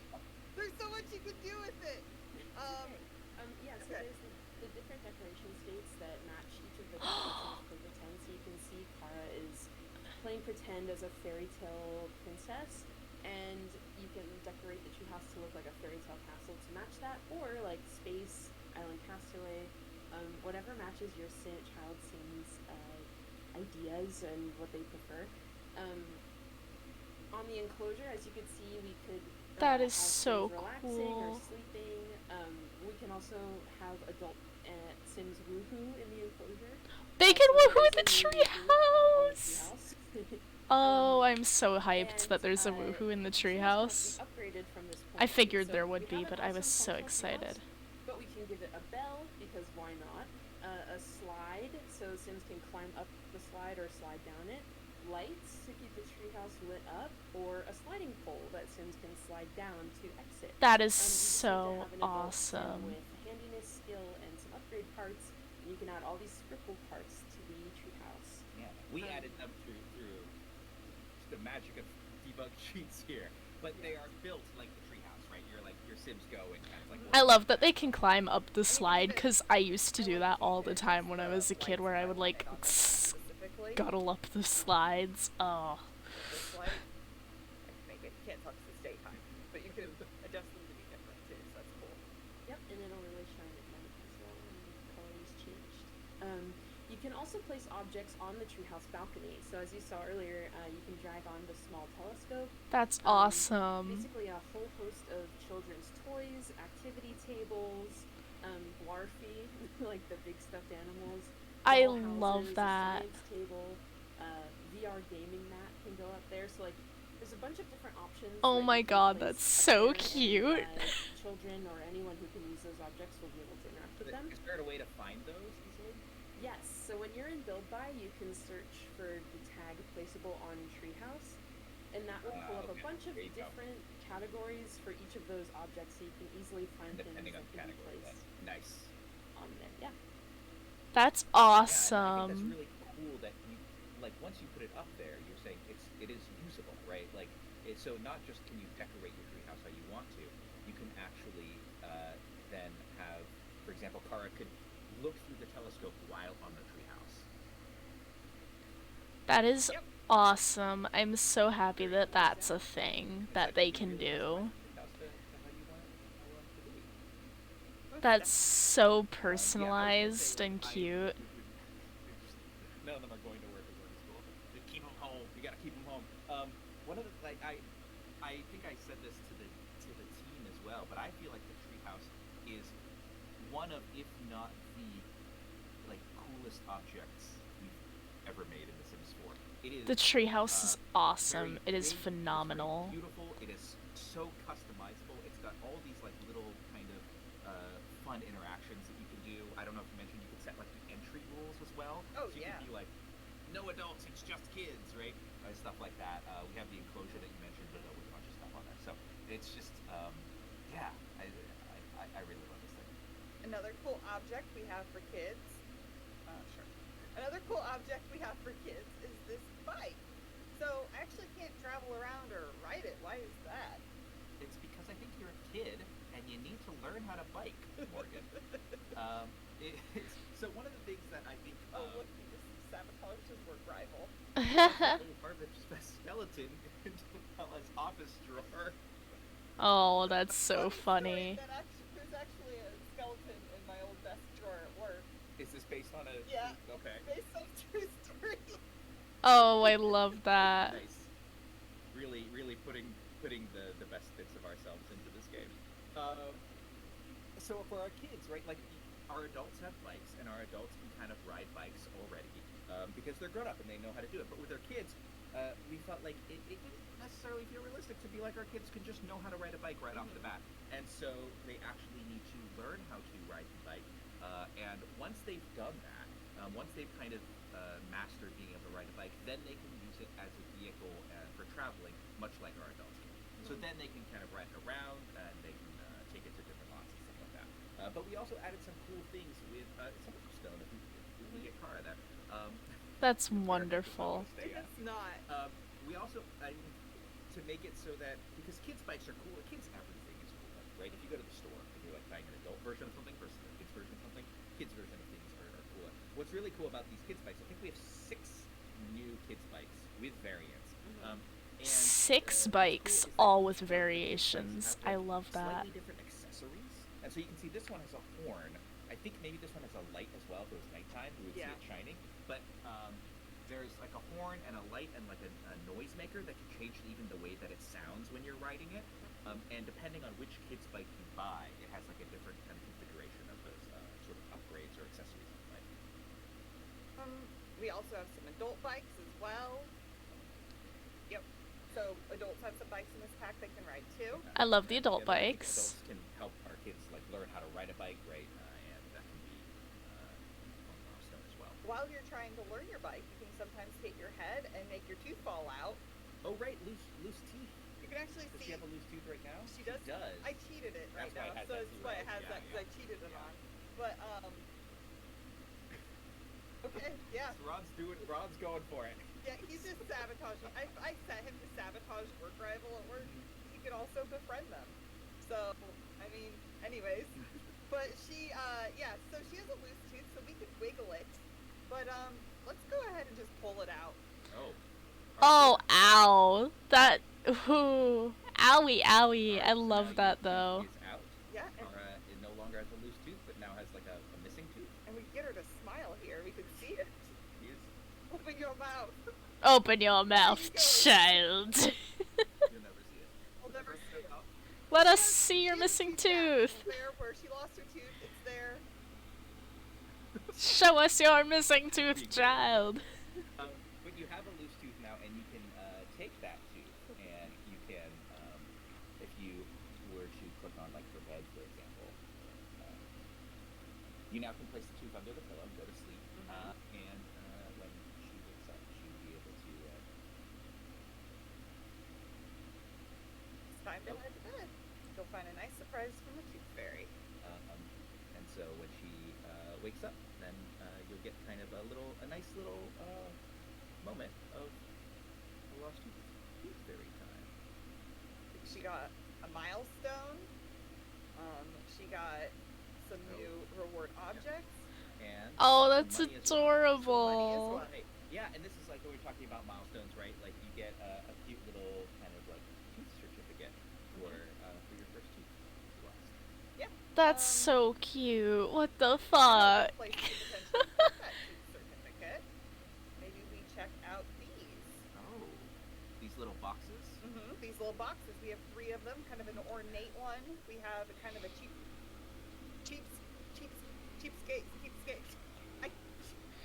I don't know who named that. Workplace rival. Keepsake box. Yes. And a basic one. Yes. This is an elder sim, so she's able to designate this keepsake box as their family keepsake box.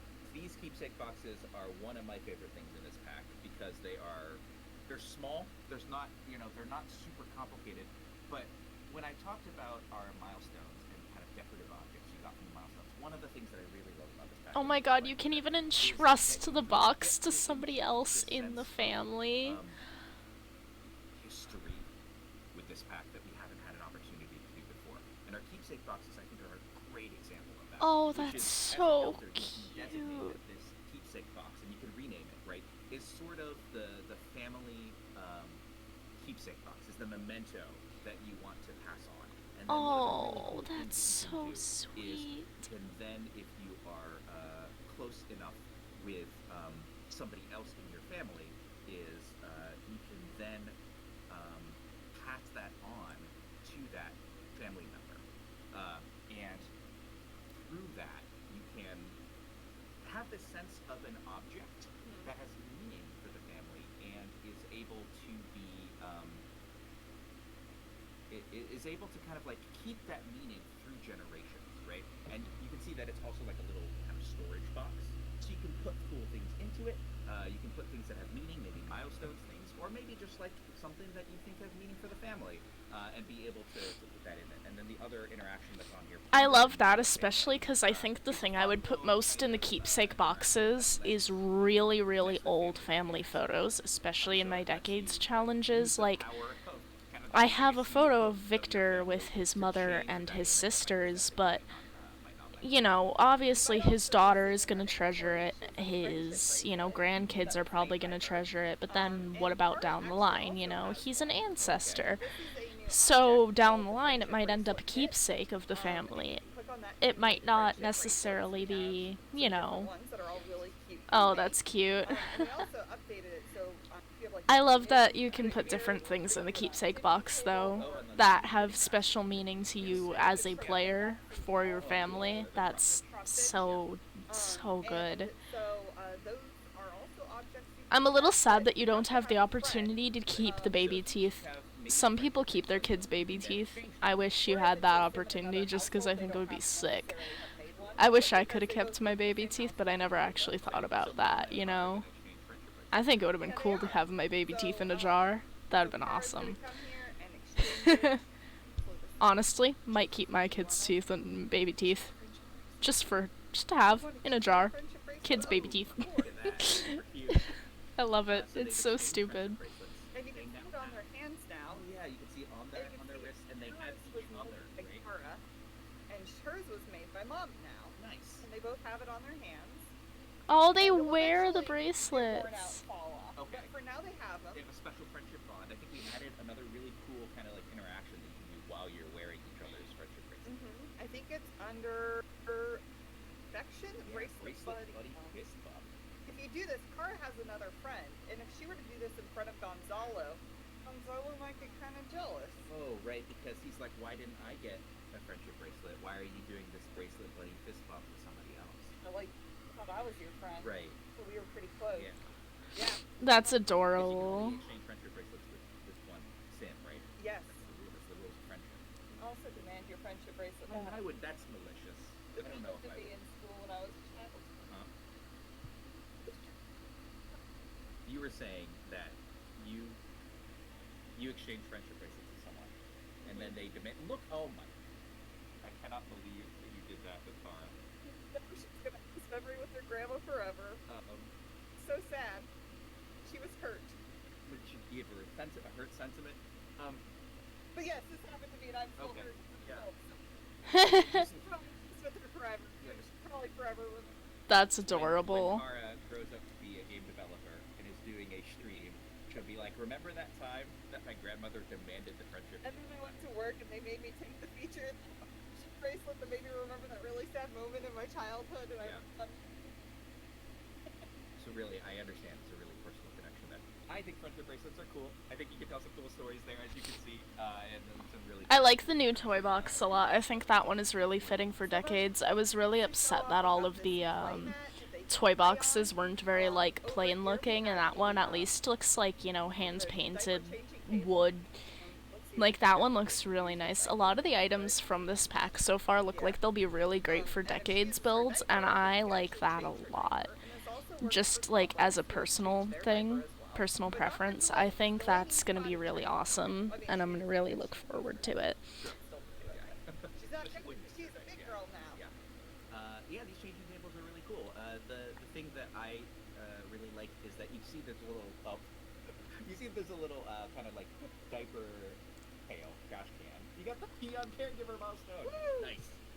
Is that some of these milestones are just a little bit sillier. That's adorable. The diaper pail trash can is kind of like right next to it, is attached to it. What happens is if you have that attached to your changing table, is the diaper automatically gets put in there. So you don't have to worry about diaper trash.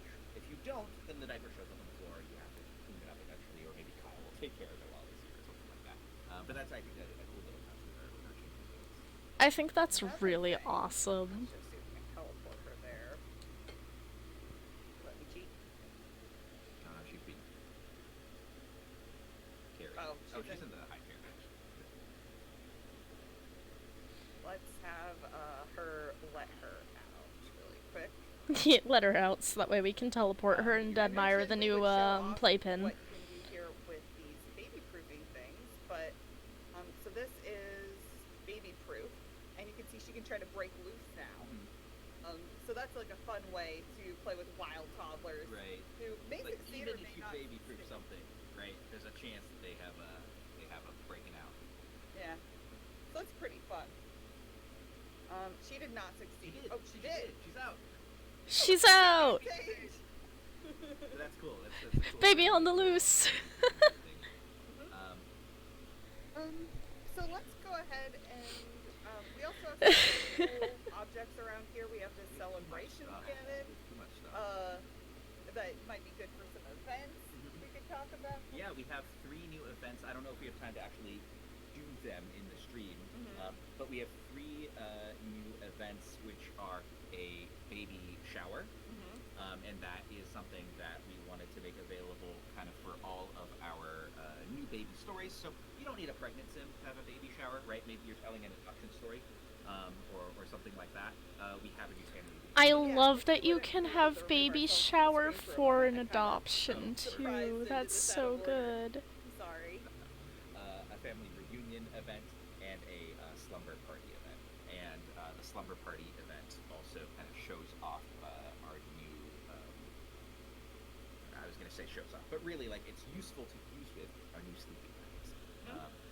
I know that we probably want to look at some other places in the world, so I don't know how much we want to go into any of these in particular, but they're all really cool events that kind of are, again, helping you tell the story of a new kind of member of the household joining, whether you have kids that are kind of like wanting to throw a little party of their own and have a sleepover.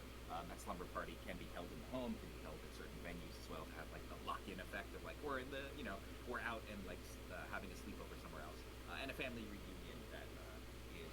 I like that you can put the sleepover event at another venue, that it isn't locked to your house. Like if you want to plan a sleepover for your kid to go over to a friend's house for a sleepover, I really like that you can plan it that way. And you might have noticed that I could also add these events and throw them while we have somebody staying over. So That's right. So that's one of the nice things is the like, stay over doesn't stop. So you could be like, hey, mom and dad, come stay with us, and then while they're over, you can throw a family reunion. Yeah, totally.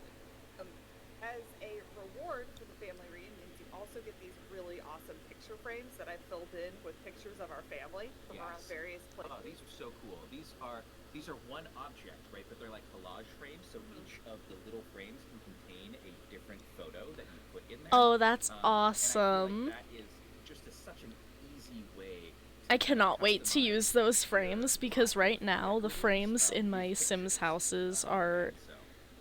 Oh, they're so bad right now. That's exciting. So it's kind of late at night. Let's go ahead and have Ron and Mira go out together for like a late night date night to the anchor point. We'll go here to our new library. This one was built by Deligracy. Ooh, Deli built the library. Hell yeah. I like Deli. I don't know if you can tell. Oh man, Lil Simsy and Deli built for this pack, so that's awesome. Starting a fire, I just needed to say, I think that is Sim Guru Connor's finest design moment. Not the fire, just Kyle. But anyway, so here's Anchor Point Wharf, and we were kind of thinking about this as feeling a little bit closer to that city vibe that we wanted. It's so pretty. Kind of look like they've been reclaimed.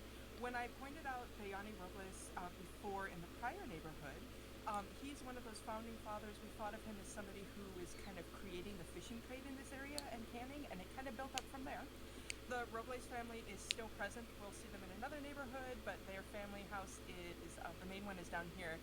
My favorite thing about this is I wanted this to feel like kind of you could see the original house and then the addition as this family kept expanding out. I felt like that was really emblematic of this pack, just watching as your family grows and grows and you're trying to figure out what to do there. Yeah, that's really cute. Let's see, what else do we I have? like the vibe with the A nice house. little square area where there's a piano that you can come out and play. There is a food stand that you can visit. Yeah, I love this food stand so much. So you can stop by, get a little bit to eat, get some samosa, and go from there. And let's see, I think the main thing, aside from the library, which I also just love because it's so family friendly, we have a little area set up for parents. And oh, is that Bernice playing piano? I love one it. of our pre-mates, one of our Robles family. Yay! I love this piano too. I play piano, so this is huge for me. But yeah, let's take a look then at this date night area, the movie theater. This is one of my favorite things because we kind of just kicked around an idea of, you should be able to see a movie here.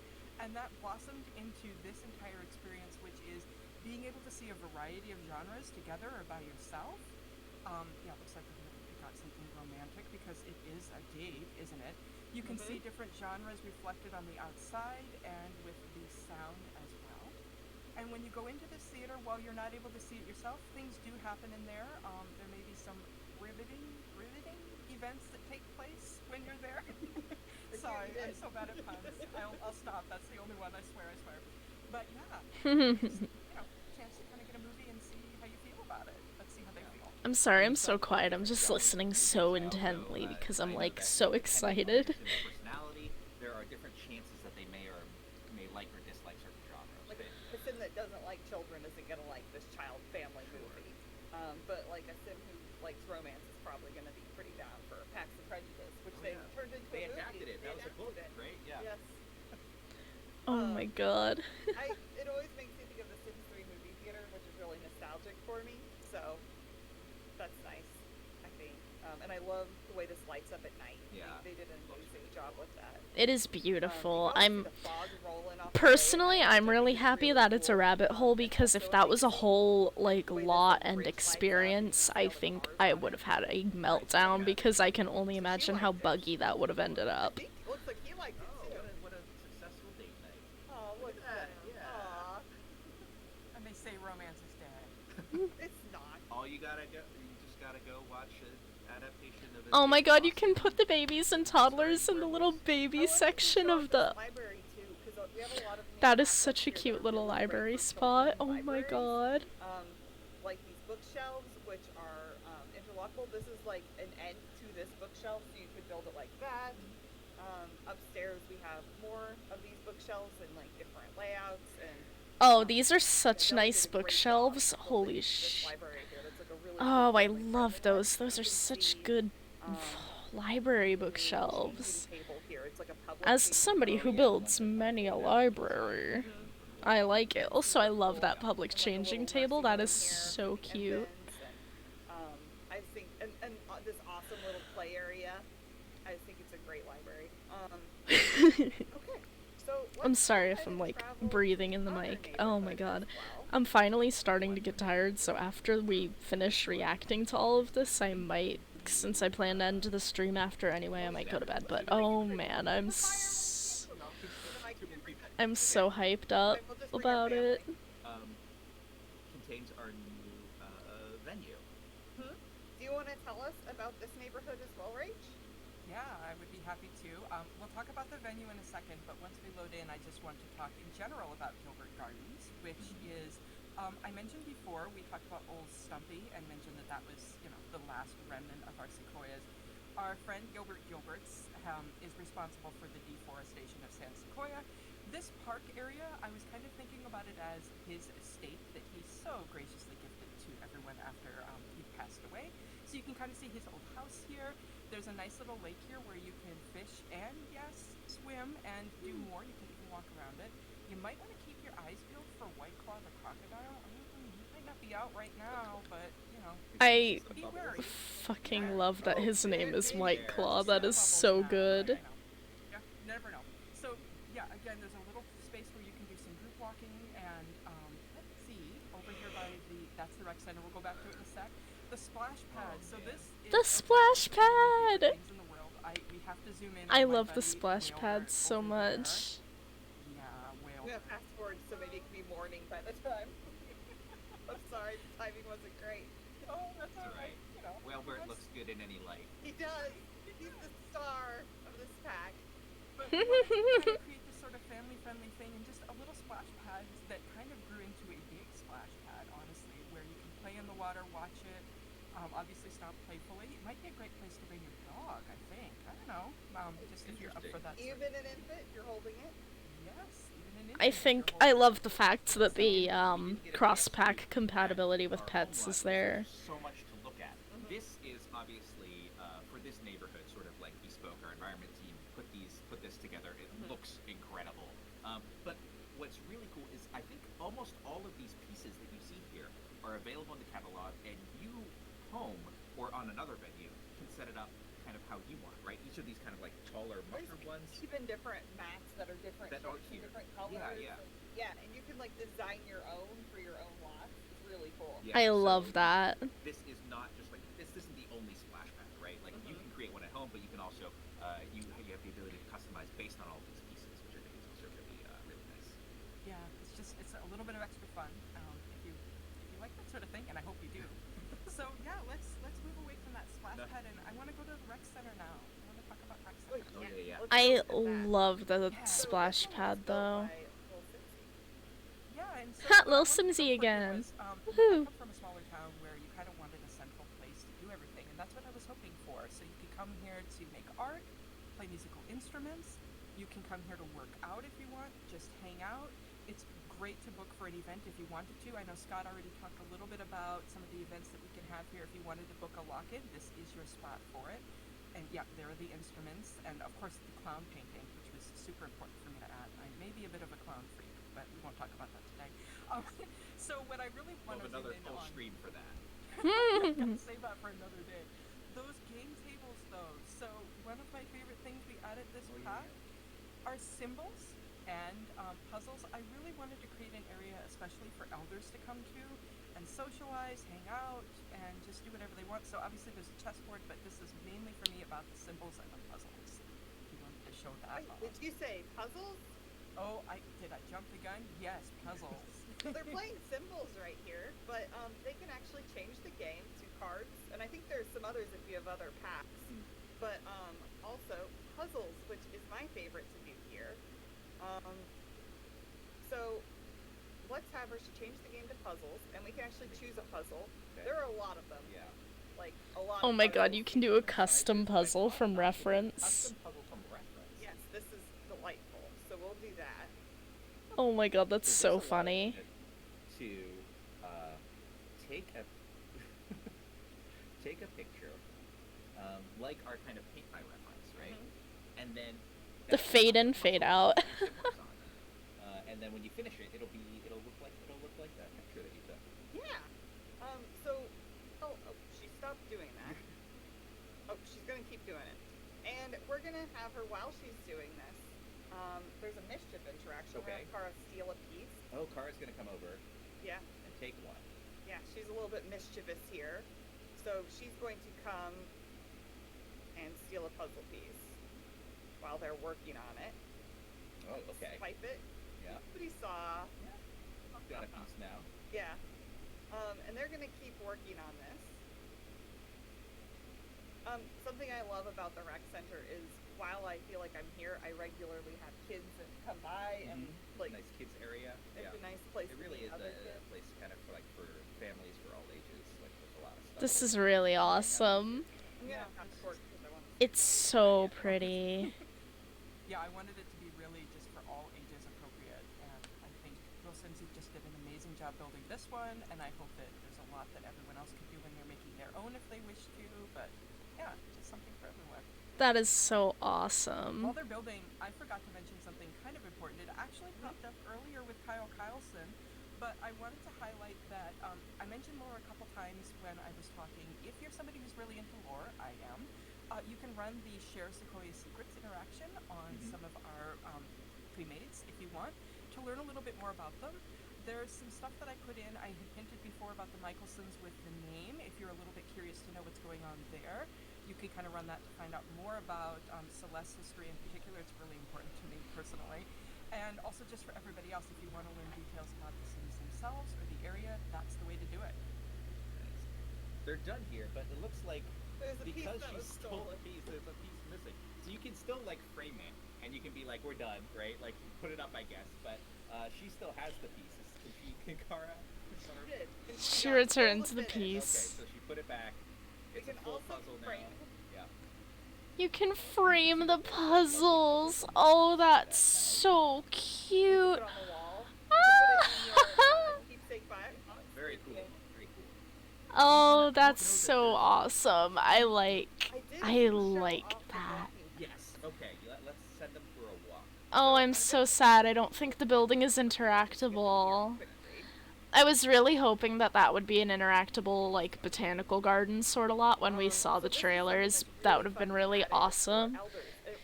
The reason I was hoping for it to be a botanical garden is just because of, I mean, it kind of still looks like a botanical garden, but, you know, I was hoping it would be, it's called an arboretum, yeah.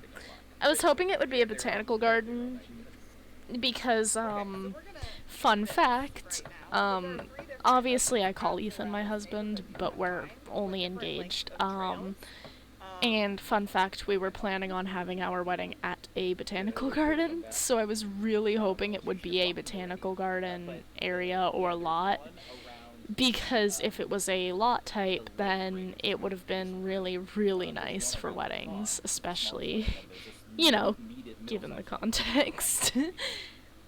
Oh but I think Three of us that's sort of still without really it. cute. Dumping. A little disappointing, But but they'll go still for these really power cute and walks. pretty. You can do this as a group. I would suggest, well, not while they're leaving the neighborhood already, but they'll kind of stop along the way and drink or That's stretch. so cute. And then also I wanted to show out that like while she was doing this, she's gonna go around this kind of like bend here. they react to the neighborhood with like some of these certain things. So like here they've got the fun topiary, so they'll get a buff for that. Yeah. So like there's special points around each of these neighborhoods where if you're near them, I think there's one near like Old Stumpy potentially, where you'll get Or, like, a sense the of just fisherman like statue. Yeah. kind of the points that might put your sim in a certain mood, but also just like give them a little bit of sense of location. Yeah, like the way that they're reacting. Another thing. I love that. It's really cute. Mention, let's see if I can bring him here. Is we didn't really show this, but they have made a self-discovery. Oh right, yeah. This is one of those things where it's like it's a little bit random, or it's not quite random, but there's stuff going on in the background, and we just didn't get a pop up. I was hoping we would get a pop up Right. during the stream. But self-discovery is really cool. Maybe you noticed where you look at Ron and his traits, and you might be like, wait a second. That's a lot of traits. Does he have? This is soul music is. I love it. I can't even hear the He's music, got but an that's extra okay. trait, doesn't he? And that's because with our new self-discovery system, and again, I wish that it had just kind of popped up so we could show it, but again, it's a simulation.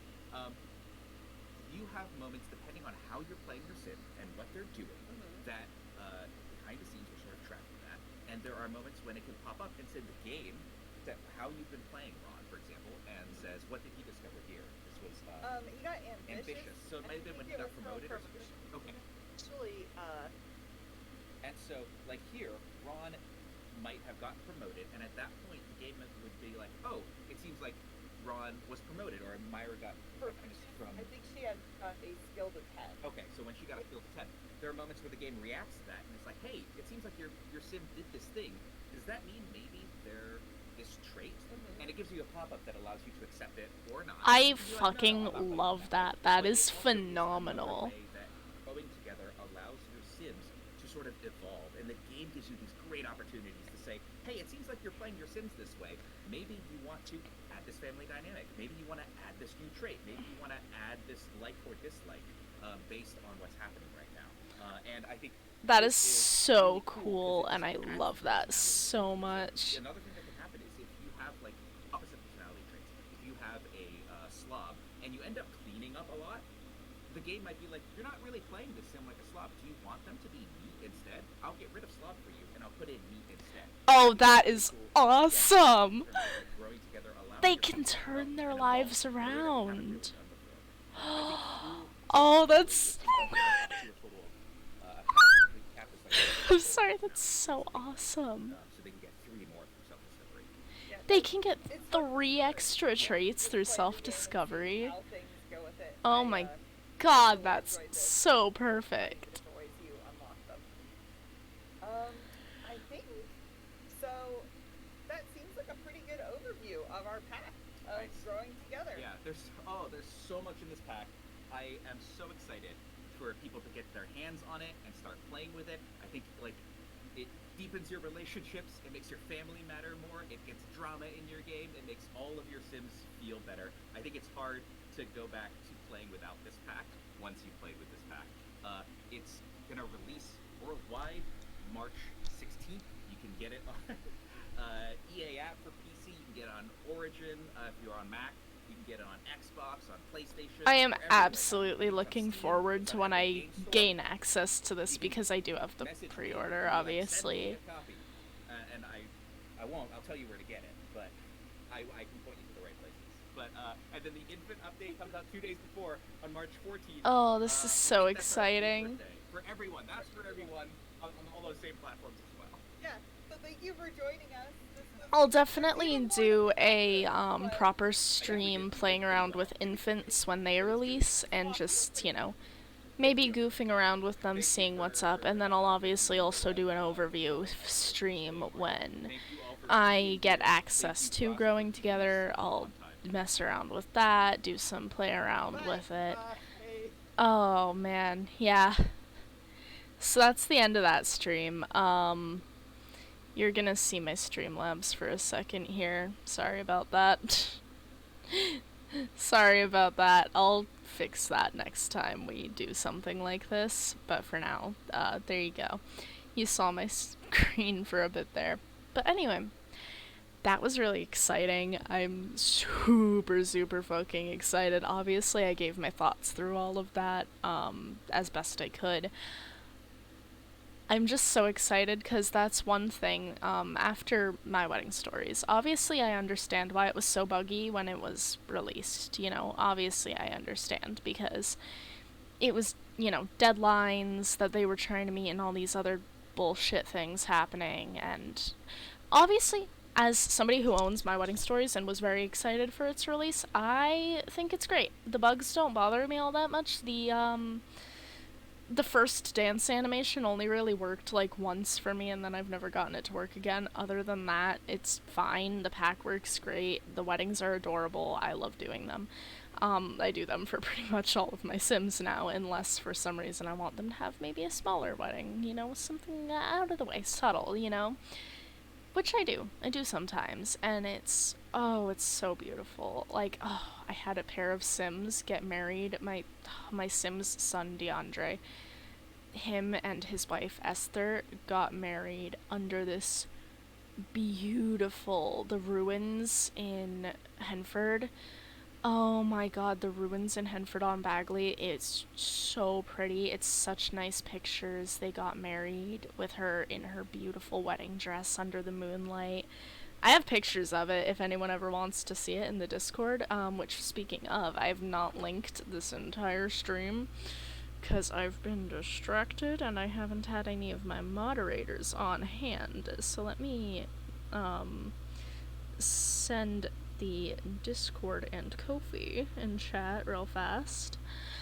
But anyway, God, it's so beautiful. Anyway, so obviously, you know, My Wedding Stories had bugs, and a lot of the criticism with that was people obviously were not inclined to pre-order it because in the gameplay first look and everything in the trailers, the bugs were clear. The sim gurus were struggling. It wasn't great. And that's what people were saying about this pack, was that we really had to watch out when they did this gameplay stream because that would be the make it or break it for the pack, you know? That would be the turning point, the really realization of like, hey, you know, is this going to be worth it? Are we going to actually want this pack? Is it going to be something we enjoy? I didn't see any bugs during that, honestly. Like, I'm sure there probably are some. There probably are some under the surface that slip through, you know, it happens.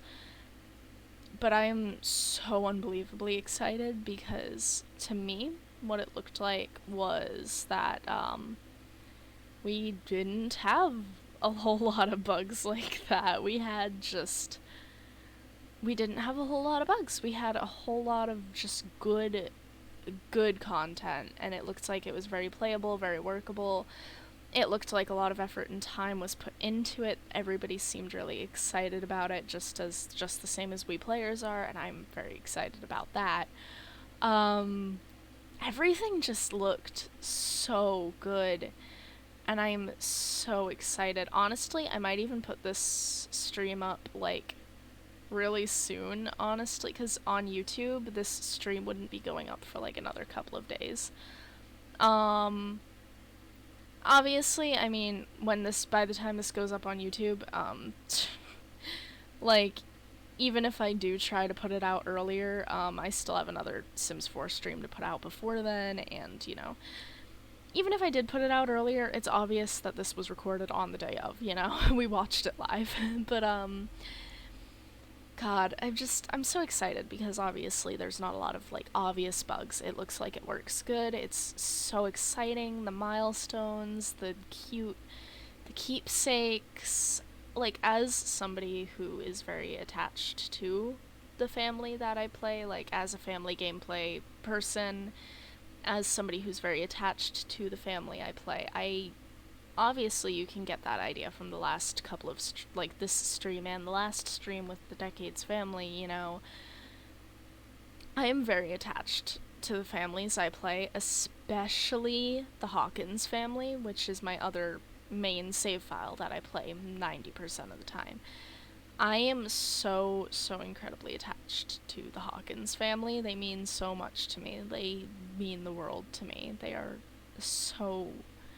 It's my favorite family that I have, and it just means the world to me, the idea of being able to keep things that I treasure from their lives in little keepsake boxes, because their original house is now a museum. I made it into a museum after they moved out of their first proper mansion, because I wanted that to be special. I wanted it to be a piece of history for not just the world, but for the family.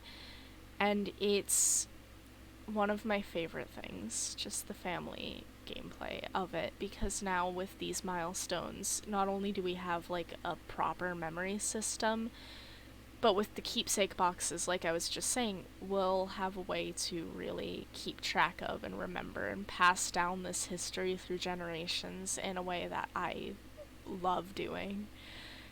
Like, the idea that Victor is going to pass down things from his life, pictures of him and his family, things that his mother and his grandmother would have made for their family, the way that his daughter Phelan is going to be able to pass things down to her grandchildren, and, you know, it's just going to travel through the generations, the way that these special little keepsakes, whether it just be like family photos or, you know, that one toy that they really didn't want to get rid of that was special to them. Because, I mean, I'm not gonna lie, I have a stuffed animal that is very special to me, because it was given to me by my, you know, late grandmother. And it holds such a special place in my heart, because to me it's the only connection I have to her. And if, say, I wanted to pass that down to my children, and they were to pass it down to their children, obviously, even if I wasn't around to see it, that would mean the world to me. Little things like that, family history, just means so much to me personally. I think you can hear I'm getting emotional about it. So just the whole idea of this pack being around family and that shared history and staying close to people and just being with the ones you love and, like, growing throughout your life, just, it means so much to me. Just so much. I don't even know how to express how much it means to me personally, especially, like I was saying earlier, the science babies that they're adding to base game with the infants update. That means the world to me personally, because obviously that's gonna be my family. Oh, I'm sorry. YouTube audience, you're gonna get a kick out of this one, I can tell you now. Oh, I'm sorry. I'm a very emotional person as is. This is nothing new for me, you know. If you ask Ethan, he'll tell you I cry literally all the time. When I was a kid, I was literally bullied for it because I cry so much. But anyway, yeah, no, like, the science baby just means such a world to me to have in the game, because obviously not every family can have a baby biologically the way that they want to have one. Sometimes science does need to be involved, and I think that it's great that we have that involvement now, because every family is different. Not every family either adopts or has a baby together, you know. Some people would have a science baby like that, like how they showed between, you know, Eliza and Bella in their little gameplay show-off, you know.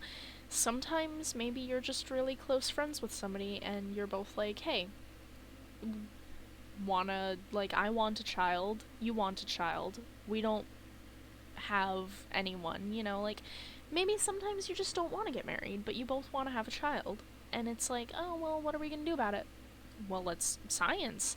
And especially the way they showed it off with two women, too, is really significant to me, because there are people who I follow on YouTube who are parents, or people who I watch on YouTube who are parents. And, like, I follow this couple on YouTube. It's two lovely, lovely women. And they've been trying so hard, like, with the help of science, to have a baby together. That is the both of them together.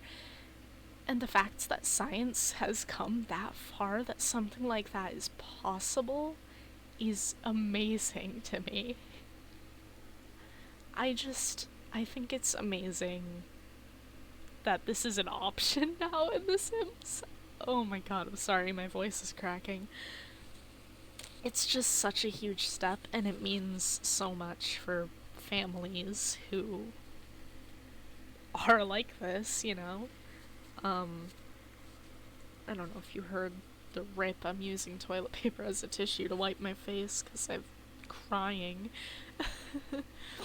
It just means so much for families, especially families who have that kind of dynamic where maybe, you know, test tube babies, because that's a thing, you know, that's a thing now in modern ages, where babies aren't always born from, like, a mom and a dad. Some babies are born from a mom and a mom, and it's so cool, and just everything else in the update is so cool. The tree houses, the learning to ride a bike, the first steps and everything. Like, obviously, as somebody who's very passionate about families, like, I wanted to be a teacher ever since I was a kid. I've always wanted to have a family. Of course, I don't like the idea of being pregnant. That's gross to me. Ew, disgusting. But, like, I still obviously want a family. I want, you know, kids someday and everything like that. And I don't know, family means a lot to me, especially those little things, like the firsts with babies. So the fact that you can track those kinds of things, when the babies start grabbing things, when they start raising their head, when they learn to sit up, those milestones are so, so cool to me, and they mean so much to me to have in the game, because as, again, a family player, that's gonna be the thing I look forward to most when I, you know, start playing with my family again after this update, is that, you know, Phelan, the daughter of my family right now, she's going to be a mom soon. And, you know, once she does get married and start having kids, that's gonna be so, it's gonna be so just meaningful to me to see, because I am so attached to this family. I lovingly raised the entire family, like, from when they were children. I raised Gabriel, who's, you know, one of the children of our first generation, from, like, from when he was a baby. I raised him, I saw him grow, and I saw him die. And it meant so much to me, seeing my sim that I cared so much about go through his life and the way he treated his family. And it meant so much to me seeing, you know, Gabriel get married and seeing him have his children and just love his children so much. And then it meant even more to me when his children grew to love each other so much. They were a close-knit family. And it meant even more to me when, you know, Victor had his kids, because, you know, the way a parent raises a child shapes how their child will raise their children. Gabriel's parents were awful people, so he chose, as a person, to rise against that and to be like, no, I won't be like my parents. I might be a little strict on my kids, but I won't be like my parents. I'm gonna be an involved and caring parent to my children. And then that rubbed off on Victor, who was a loving, loving father to his children. He loves his children more than anything. He loves his wife so much, with such a passion. They're a very close-knit family, and he's so close to his sisters even still. He has so many sisters. He's so close to his sisters, and I love the way I express that now is not going to be nearly the same as how families start to be expressed through this new step in the development of The Sims, obviously. Like, right now, the way I express it is just through the closeness of their relationship in the relationship panel, which, okay, but, you know, the fact that, you know, once this is all released, I'll be able to properly show that, like, hey, these two Sims love each other so, so dearly. They care about each other more than anything in the world. The fact that, you know, the family dynamics allow us to show that, the way that their closeness and their, you know, traits, their compatibility allows us to show this kind of thing, like, it means a lot to me. And I'm really, really looking forward to it. And I'm looking forward to all the baby things, all the cute things, the updates to newborns. Obviously, I'm so excited that they're getting clothing changes beyond just the defaults and beyond, like, what you can do with Nifty Knitting, because when I tell you how annoying it was having to either hand knit everything or go on Plopsy regularly to find a new baby shirt because God forbid I stare at the same stupid butterfly onesie every single time. And the fact that I'm going to be able to change it now right off the rip without having to go out and buy one, that's going to be nice. That's going to be really nice. Especially because it'll allow me a lot more leeway with making them fit with, obviously, my Decades challenges. And, like, I can give them very plain-looking onesies, which will help with my, you know, immersion, and everything. And I'm loving the fact that the babies are gonna actually look like their parents now, and not just weird little potato children.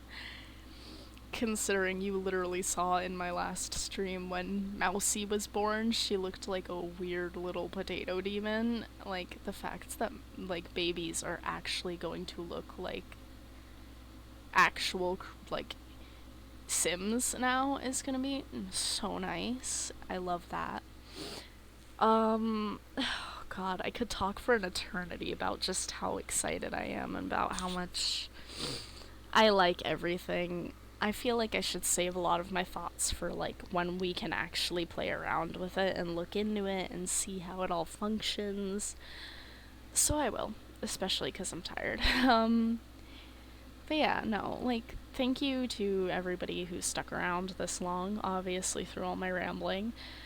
Thank you to anyone who did come into the stream today. Thank you for anyone who watches this later on YouTube.